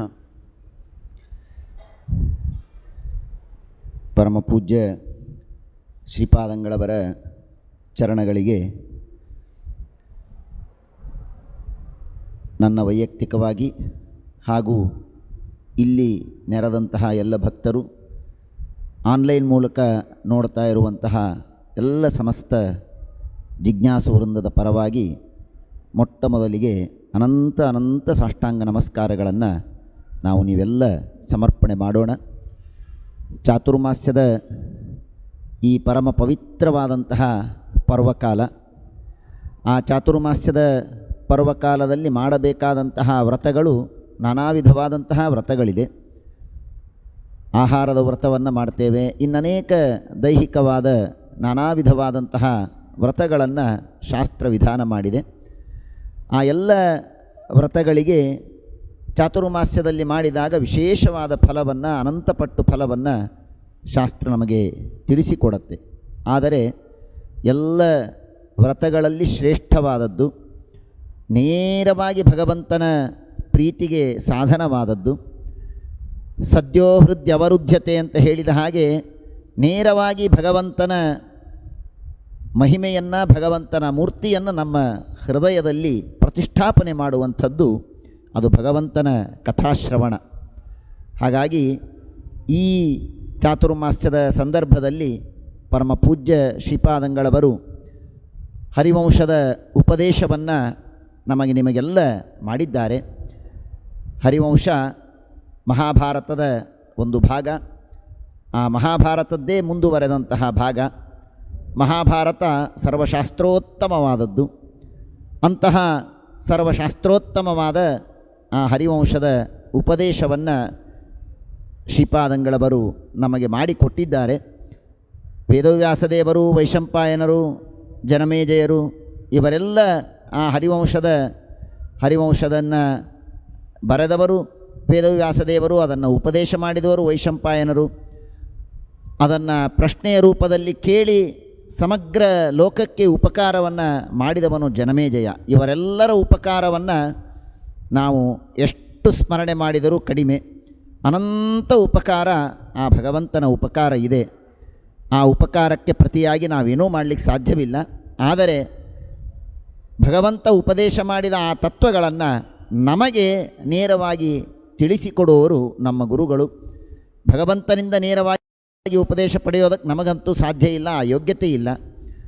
ನಮ್ಮ ಗುರುಗಳು ನಮಗೆ ಆ ತತ್ವಗಳನ್ನು ವೇದವ್ಯಾಸದೇವರು ತಿಳಿಸಿಕೊಟ್ಟಂತಹ ದಿವ್ಯ ಮಂಗಲಮಯವಾದ ಆ ಚರಿತ್ರೆಗಳನ್ನು ನಮಗೆ ಗುರುಗಳು ಉಪದೇಶ ಮಾಡಿದ್ದಾರೆ. ಆ ಗುರುಗಳಲ್ಲಿ ಅಂತರ್ಯಾಮಿಯಾಗಿ ವೈಶಂಪಾಯನರು, ವೇದವ್ಯಾಸದೇವರೇ ನಮಗೆ ಉಪದೇಶ ಮಾಡಿದ್ದಾರೆ ಅಂತನ್ನುವ ಭಕ್ತಿ ಅನುಸಂಧಾನಗಳಿಂದ ಆ ಶ್ರೀಪಾದಂಗಳವರಿಗೆ ನಾವು ಅನಂತ ಸಾಷ್ಟಾಂಗ ಪ್ರಣಾಮಗಳನ್ನು ಸಲ್ಲಿಸಬೇಕು. ಶ್ರೀಪಾದಂಗಳವರು ಈ 2 ತಿಂಗಳಲ್ಲಿ ಹರಿವಂಶದ ಉಪನ್ಯಾಸವನ್ನು, ಹರಿವಂಶದ ಯಾವ ಕಥೆಯನ್ನು ಬಿಡದೆ ಅಂದರೆ ಕೇವಲ ಕಥೆಗಳು, ಆ ಕಥೆಯ ಪ್ರಧಾನವಾದ ಸಂದೇಶ ಇಷ್ಟು ಮಾತ್ರ ಅಲ್ಲ, ಆ ಕಥೆಯಲ್ಲಿ ಬರುವ ಸಣ್ಣ ಪುಟ್ಟ ಸಂವಾದಗಳು. ಈಗ ನೀವು ಕೇಳಿದಿರಿ, ಶ್ರೀಕೃಷ್ಣ ಪರಮಾತ್ಮ ಮಡಿಕೆ ಹೊಡೆದಿದೆಯಾ ಅಂತ ಕೇಳಿದ, ಹಗ್ಗ ಇದೆಯಾ ಅಂತ ಕೇಳಿದ. ಅಷ್ಟು ಮಾತ್ರ ಅಲ್ಲ, ಅಲ್ಲಿ ಬರುವಂತಹ ಯುದ್ಧದ ಪ್ರಸಂಗಗಳು, ಯಾರು ಯಾವ ಅಸ್ತ್ರವನ್ನು ಬಿಟ್ಟರು, ಎಷ್ಟು ಅಸ್ತ್ರವನ್ನು ಬಿಟ್ಟರು, ಯಾವ ಸಣ್ಣ ಅಂಶವನ್ನೂ ಬಿಡದೇನೆ ಪೂರ್ಣವಾಗಿ ಆ ಹರಿವಂಶದನ್ನು ಶ್ರೀಪಾದಂಗಳವರು ಉಪದೇಶ ಮಾಡಿದ್ದಾರೆ. ಇದೊಂದು ದೊಡ್ಡ ಸೌಭಾಗ್ಯ. 2 ತಿಂಗಳುಗಳ ಕಾಲ ನಿರಂತರವಾಗಿ ಆ ಶ್ರೀಪಾದಂಗಳವರ ಮುಖದಿಂದ ಹರಿವಂಶವನ್ನು ಕೇಳುವುದು ಅಂದರೆ ಅತಿ ದೊಡ್ಡದಾದಂತಹ ಸೌಭಾಗ್ಯ. ಯಾರೆಲ್ಲ ಕೇಳಿದ್ದಾರೆ ನಿಜವಾಗಿಯೂ ಪರಮ ಧನ್ಯರು, ಅದರಲ್ಲಿ ಸಂದೇಹವೇ ಇಲ್ಲ. ಪರಮ ಪೂಜ್ಯ ಶ್ರೀಪಾದಂಗಳವರು ಈ ಪ್ರಸಂಗದಲ್ಲಿ ಹರಿವಂಶದ ಕಥೆಯನ್ನು, ಸಂದೇಶವನ್ನು, ಅಲ್ಲಿರುವಂತಹ ತತ್ವಗಳನ್ನು ತಿಳಿಸೋದು ಮಾತ್ರ ಅಲ್ಲದೇನೆ ಶ್ರೀಪಾದಂಗಳವರ ಉಪನ್ಯಾಸದಲ್ಲಿ ತಾವೆಲ್ಲ ಕೇಳಿ ಅನುಭವಿಸಿದ್ದೀರಿ. ಬೇರೆ ಬೇರೆ ಪುರಾಣಗಳಲ್ಲಿ ಬರುವಂತಹ, ಬೇರೆ ಬೇರೆ ಕಡೆಗೆ ಹೇಳಿದಂತಹ ವಿಷಯಗಳಿಗೆ, ಹರಿವಂಶದಲ್ಲಿ ಹೇಳಿದ ವಿಷಯಗಳಿಗೆ ಮೇಲ್ನೋಟಕ್ಕೇನಾದರೂ ವಿರೋಧಗಳು ಕಂಡರೆ ಆ ವಿರೋಧವನ್ನು ಅತಿ ಸುಂದರವಾಗಿ, ರಮಣೀಯವಾಗಿ, ಯುಕ್ತಿಬದ್ಧವಾಗಿ, ಪ್ರಮಾಣ ಸಹಿತವಾಗಿ ಶ್ರೀಪಾದಂಗಳವರು ಆ ವಿರೋಧ ಪರಿಹಾರವನ್ನು ಮಾಡಿ ನಮಗೆ ಶುದ್ಧವಾದ ತತ್ವಜ್ಞಾನವನ್ನು ನೀಡಿದ್ದಾರೆ. ತಾತ್ಪರ್ಯ ನಿರ್ಣಯ, ಶ್ರೀಮದಾಚಾರ್ಯರು ಮಾಡುವಂತಹ ನಿರ್ಣಯ, ಶ್ರೀಮದಾಚಾರ್ಯರ ಪ್ರತಿಯೊಂದು ಶಬ್ದ, ಪ್ರತಿಯೊಂದು ಅಕ್ಷರಗಳು ಎಷ್ಟು ಪರಮ ಪ್ರಾಮಾಣಿಕವಾದದ್ದು ಅನ್ನುವುದನ್ನು ಶ್ರೀಪಾದಂಗಳವರು ಪದೇ ಪದೇ ಪದೇ ಪದೇ ಈ ಉಪನ್ಯಾಸದಲ್ಲಿ ನಮಗೆ ತಿಳಿಸಿಕೊಟ್ಟಿದ್ದಾರೆ. ಹರಿವಂಶದಲ್ಲಿ ಬರುವಂತಹ ಮಾತುಗಳು ಶ್ರೀಮದಾಚಾರ್ಯರ ಒಂದು ಸಣ್ಣ ಶಬ್ದದಿಂದ, ಹರಿವಂಶದಲ್ಲಿ 16 ಶ್ಲೋಕಗಳಿಂದ ನಿರ್ಣೀತವಾದ ತತ್ವವನ್ನು ಶ್ರೀಮದಾಚಾರ್ಯರು ಹೇಗೆ ಸಂಗ್ರಹ ಮಾಡಿ ಒಂದೇ ಒಂದು ಸಣ್ಣ ಶಬ್ದದಿಂದ ಸೂಚನೆ ಮಾಡಿದ್ದಾರೆ ಅನ್ನೋದನ್ನು ಪದೇ ಪದೇ ಒಂದು ಬಾರಿಯಲ್ಲ, ಎರಡು ಬಾರಿಯಲ್ಲ, ಅನೇಕ ಬಾರಿ, ಒಂದು ನೂರಾರು ಬಾರಿ ಹರಿವಂಶದಲ್ಲಿ ಬರುವ ಪ್ರತಿಯೊಂದು ಕಥೆಗಳಿಗೂ ಶ್ರೀಮದಾಚಾರ್ಯರು ಯಾವ ರೀತಿಯಾಗಿ ನಿರ್ಣಯ ಮಾಡಿದ್ದಾರೆ, ಶ್ರೀಮದಾಚಾರ್ಯರ ಶಬ್ದದಲ್ಲಿ ಯಾವ ರೀತಿಯಾಗಿ ಆ ಹರಿವಂಶದ ಕಥೆಗಳು ಅಡಕವಾಗಿದೆ ಅಂತನ್ನೋದನ್ನು ಶ್ರೀಪಾದಂಗಳವರು ತಿಳಿಸಿಕೊಟ್ಟದ್ದು ನಿಜವಾಗಿಯೂ ನಮ್ಮೆಲ್ಲರ ಮೇಲೆ ಅವರು ಮಾಡಿದಂತಹ ದೊಡ್ಡ ಅನುಗ್ರಹ. ಇತರ ಪುರಾಣಗಳು, ಬ್ರಹ್ಮವೈವರ್ತ ಪುರಾಣ, ಸ್ಕಾಂದ ಪುರಾಣ ಇತ್ಯಾದಿ ಬೇರೆ ಬೇರೆ ಪುರಾಣಗಳಲ್ಲಿ ಬರುವಂತಹ ಬೇರೆ ಬೇರೆ ಮಾತುಗಳು ಹಾಗೂ ಹರಿವಂಶದಲ್ಲಿರುವ ಮಾತುಗಳು, ಅವುಗಳಿಗೆ ಯಾವ ರೀತಿಯಾಗಿ ಯೋಜನೆಯನ್ನು ಮಾಡಬೇಕು ಅನ್ನೋದನ್ನು ಶ್ರೀಪಾದಂಗಳವರು ಆಗಾಗ ನಮಗೆ ತಿಳಿಸಿಕೊಟ್ಟಿದ್ದಾರೆ. ಇದೆಲ್ಲದಕ್ಕೂ ದೊಡ್ಡದಾದದ್ದು, ಇದೆಲ್ಲ ಒಂದು ಕಡೆಗೆ, ಇದೆಲ್ಲವೂ ಅತೀ ಮಹತ್ವದ ವಿಷಯವೇ, ಆದರೆ ಇದೆಲ್ಲದಕ್ಕೂ ಪ್ರಧಾನವಾದದ್ದು ಭಾಗವತ ಹೇಳಿದಂತೆ ನೋತ್ಪಾದಯೇದ್ಯದಿರತಿಂ ಶ್ರಮಯೇವ ಹಿ ಕೇವಲಂ ಅಂತ ಹೇಳಿದ ಹಾಗೆ ಶ್ರೀಪಾದಂಗಳವರು ಪ್ರತಿಯೊಂದು ಹೆಜ್ಜೆ ಹೆಜ್ಜೆಗೆ ಆ ಭಗವಂತನ ಸರ್ವೋತ್ತಮತ್ವ, ಭಗವಂತನ ಮಹಿಮೆ, ಅವನು ಮಾಡಿದ ಉಪಕಾರಗಳು, ಇವುಗಳನ್ನು ಭಾವಪೂರ್ಣವಾಗಿ ಭಕ್ತಿಪೂರ್ಣವಾಗಿ ಕೇಳುವವರ ಮನಸ್ಸಿನಲ್ಲಿ ಅಚ್ಚು ಮೂಡಬೇಕು. ಆ ರೀತಿಯಾಗಿ ಶ್ರೀಪಾದಂಗಳವರಿಗೆ ಹರಿವಂಶ ಉಪನ್ಯಾಸ ಮಾಡಬೇಕಾದರೆ ದೇವರ ಮಹಿಮೆ ಬಂತು ಅಂದರೆ ಸಾಕು, ಶ್ರೀಪಾದಂಗಳವರೇ ಪೂರ್ಣವಾಗಿ ಆ ಭಕ್ತಿ ಆವೇಶ ತುಂಬಿ ಆವೇಶಪೂರ್ಣವಾಗಿ ಶ್ರೀಪಾದಂಗಳವರು ಉಪನ್ಯಾಸ ಮಾಡ್ತಾ ಇದ್ದದ್ದನ್ನು ತಾವೆಲ್ಲ ನೋಡಿದ್ದೀರಿ. ಆ ರೀತಿಯಾಗಿ ಹೆಜ್ಜೆ ಹೆಜ್ಜೆಗೆ ಎಲ್ಲೇ ದೇವರ ಸರ್ವೋತ್ತಮತ್ವ ಬಂತು ಅಂದರೆ ಶ್ರೀಪಾದಂಗಳವರು ಅಲ್ಲಿ ನಿಧಾನವಾಗಿ ಪಾಸ್ ತಗೊಂಡು ಒಂದು 15 ನಿಮಿಷಗಳ ಕಾಲ ಆ ಭಗವಂತನ ಮಹಿಮೆಯನ್ನು, ಅವನ ಸರ್ವೋತ್ತಮತ್ವವನ್ನು ಸಮರ್ಥನೆ ಮಾಡಿಕೊಟ್ಟಿದ್ದಾರೆ. ಇದು ಅತ್ಯಂತ ಪ್ರಧಾನವಾದದ್ದು. ಆ ಎಲ್ಲ ಶ್ರೀ ವೇದವ್ಯಾಸ ದೇವರು ಗ್ರಂಥಗಳನ್ನು ಬರೆದದ್ದೇನೆ ಆದಾವಂತೇಚ ಮಧ್ಯೇಚ ವಿಷ್ಣು ಸರ್ವತ್ರ ಗೀಯತೆ ಅನ್ನೋದನ್ನು ಪ್ರತಿಪಾದನೆ ಮಾಡುವುದಕ್ಕಾಗಿ. ಅದನ್ನು ಶ್ರೀಪಾದಂಗಳವರು ಪ್ರತಿ ಹೆಜ್ಜೆಯಲ್ಲಿ ಎಲ್ಲೆಲ್ಲಿ ಭಗವಂತನ ಮಹಿಮೆ, ಭಗವಂತನ ಸರ್ವೋತ್ತಮತ್ವ, ಶ್ರೀಮದಾಚಾರ್ಯರ ನಿರ್ಣಯಕ್ಕೆ ಅನುಗುಣವಾದಂತಹ ಮಾತುಗಳು, ಶ್ರೀಮದಾಚಾರ್ಯರ ಏನು ಸಿದ್ಧಾಂತ ಇದೆ ಆ ಸಿದ್ಧಾಂತಕ್ಕೆ ಅನುಗುಣವಾದ ಮಾತುಗಳು ಯಾವ ರೀತಿಯಾಗಿ ಹರಿವಂಶದಲ್ಲಿ ಬಂದಿದೆ, ಶ್ರೀಮದಾಚಾರ್ಯರು ಹೇಳಿದಂತಹ ಸಿದ್ಧಾಂತ ಅತ್ಯಂತ ಪ್ರಾಮಾಣಿಕವಾದದ್ದು ಅನ್ನುವುದನ್ನು ಮತ್ತೆ ಮತ್ತೆ ತೋರಿಸಿಕೊಟ್ಟಿದ್ದಾರೆ ಶ್ರೀಪಾದಂಗಳವರು. ಅಂತಹ ಶ್ರೀಪಾದಂಗಳವರಿಗೆ ನಾವು ಏನು ಸಮರ್ಪಣೆ ಮಾಡಬಹುದು? ಈಗ ಹರಿವಂಶದ ಕೊನೆಗೆ ನಾವು ಕೇಳಿದ್ವಿ, ಬಂಗಾರವನ್ನು ಕೊಡಬೇಕು, ಅದು ಕೊಡಬೇಕು, ಆಕಳನ್ನು ಕೊಡಬೇಕು, ಇತ್ಯಾದಿ ಇತ್ಯಾದಿ ಅನೇಕ ಮಾತುಗಳು ಬಂತು. ಅದು ಯಾವುದನ್ನು ಅವರು ತೆಗೆದುಕೊಳ್ಳೋದಿಲ್ಲ. ಶ್ರೀಪಾದಂಗಳವರಿಗೆ ಕೇವಲ ಭೂಯಿಷ್ಠಾಂತೆ ನಮ ಉಕ್ತಿಂಬಿದೇಮ, ಭೂಯಿಷ್ಠಾಂತೆ ನಮ ಉಕ್ತಿಂಬಿದೇಮ, ಭೂಯಿಷ್ಠಾಂತೆ ನಮ ಉಕ್ತಿಂಬಿದೇಮ. ಇದೇ ರೀತಿಯಾಗಿ ಶ್ರೀಪಾದಂಗಳವರು ನಮಗೆ ತತ್ವಜ್ಞಾನವನ್ನು ಮತ್ತೆ ಮತ್ತೆ ಕರುಣಿಸಲಿ, ನಮಗೆ ಭಗವಂತನಲ್ಲಿ ಭಕ್ತಿ ಬರುವಂತೆ ಮಾಡಲಿ, ನಮಗೆ ಶುದ್ಧವಾದ ಜ್ಞಾನ ಬರುವಂತೆ ಮಾಡಲಿ, ಮತ್ತೆ ಮತ್ತೆ ಶ್ರವಣ ಮನನಗಳನ್ನು ಮಾಡುವಂತಹ ಯೋಗ್ಯತೆ ನಮಗೆ ಬರುವಂತೆ ಆಗಲಿ, ಅದಕ್ಕೆ ಇರುವಂತಹ ವಿಘ್ನಗಳನ್ನು ಪರಿಹಾರ ಮಾಡಲಿ, ಅದಕ್ಕೆ ಬೇಕಾದ ಸಾಧನ ಸಂಪತ್ತುಗಳನ್ನು ಶ್ರೀಪಾದಂಗಳವರು ಕರುಣಿಸಲಿ ಅಂತ ಮಾತ್ರ ನಾವು ಶ್ರೀಪಾದಂಗಳವರಲ್ಲಿ ಪ್ರಾರ್ಥನೆಯನ್ನು ಮಾಡೋಣ.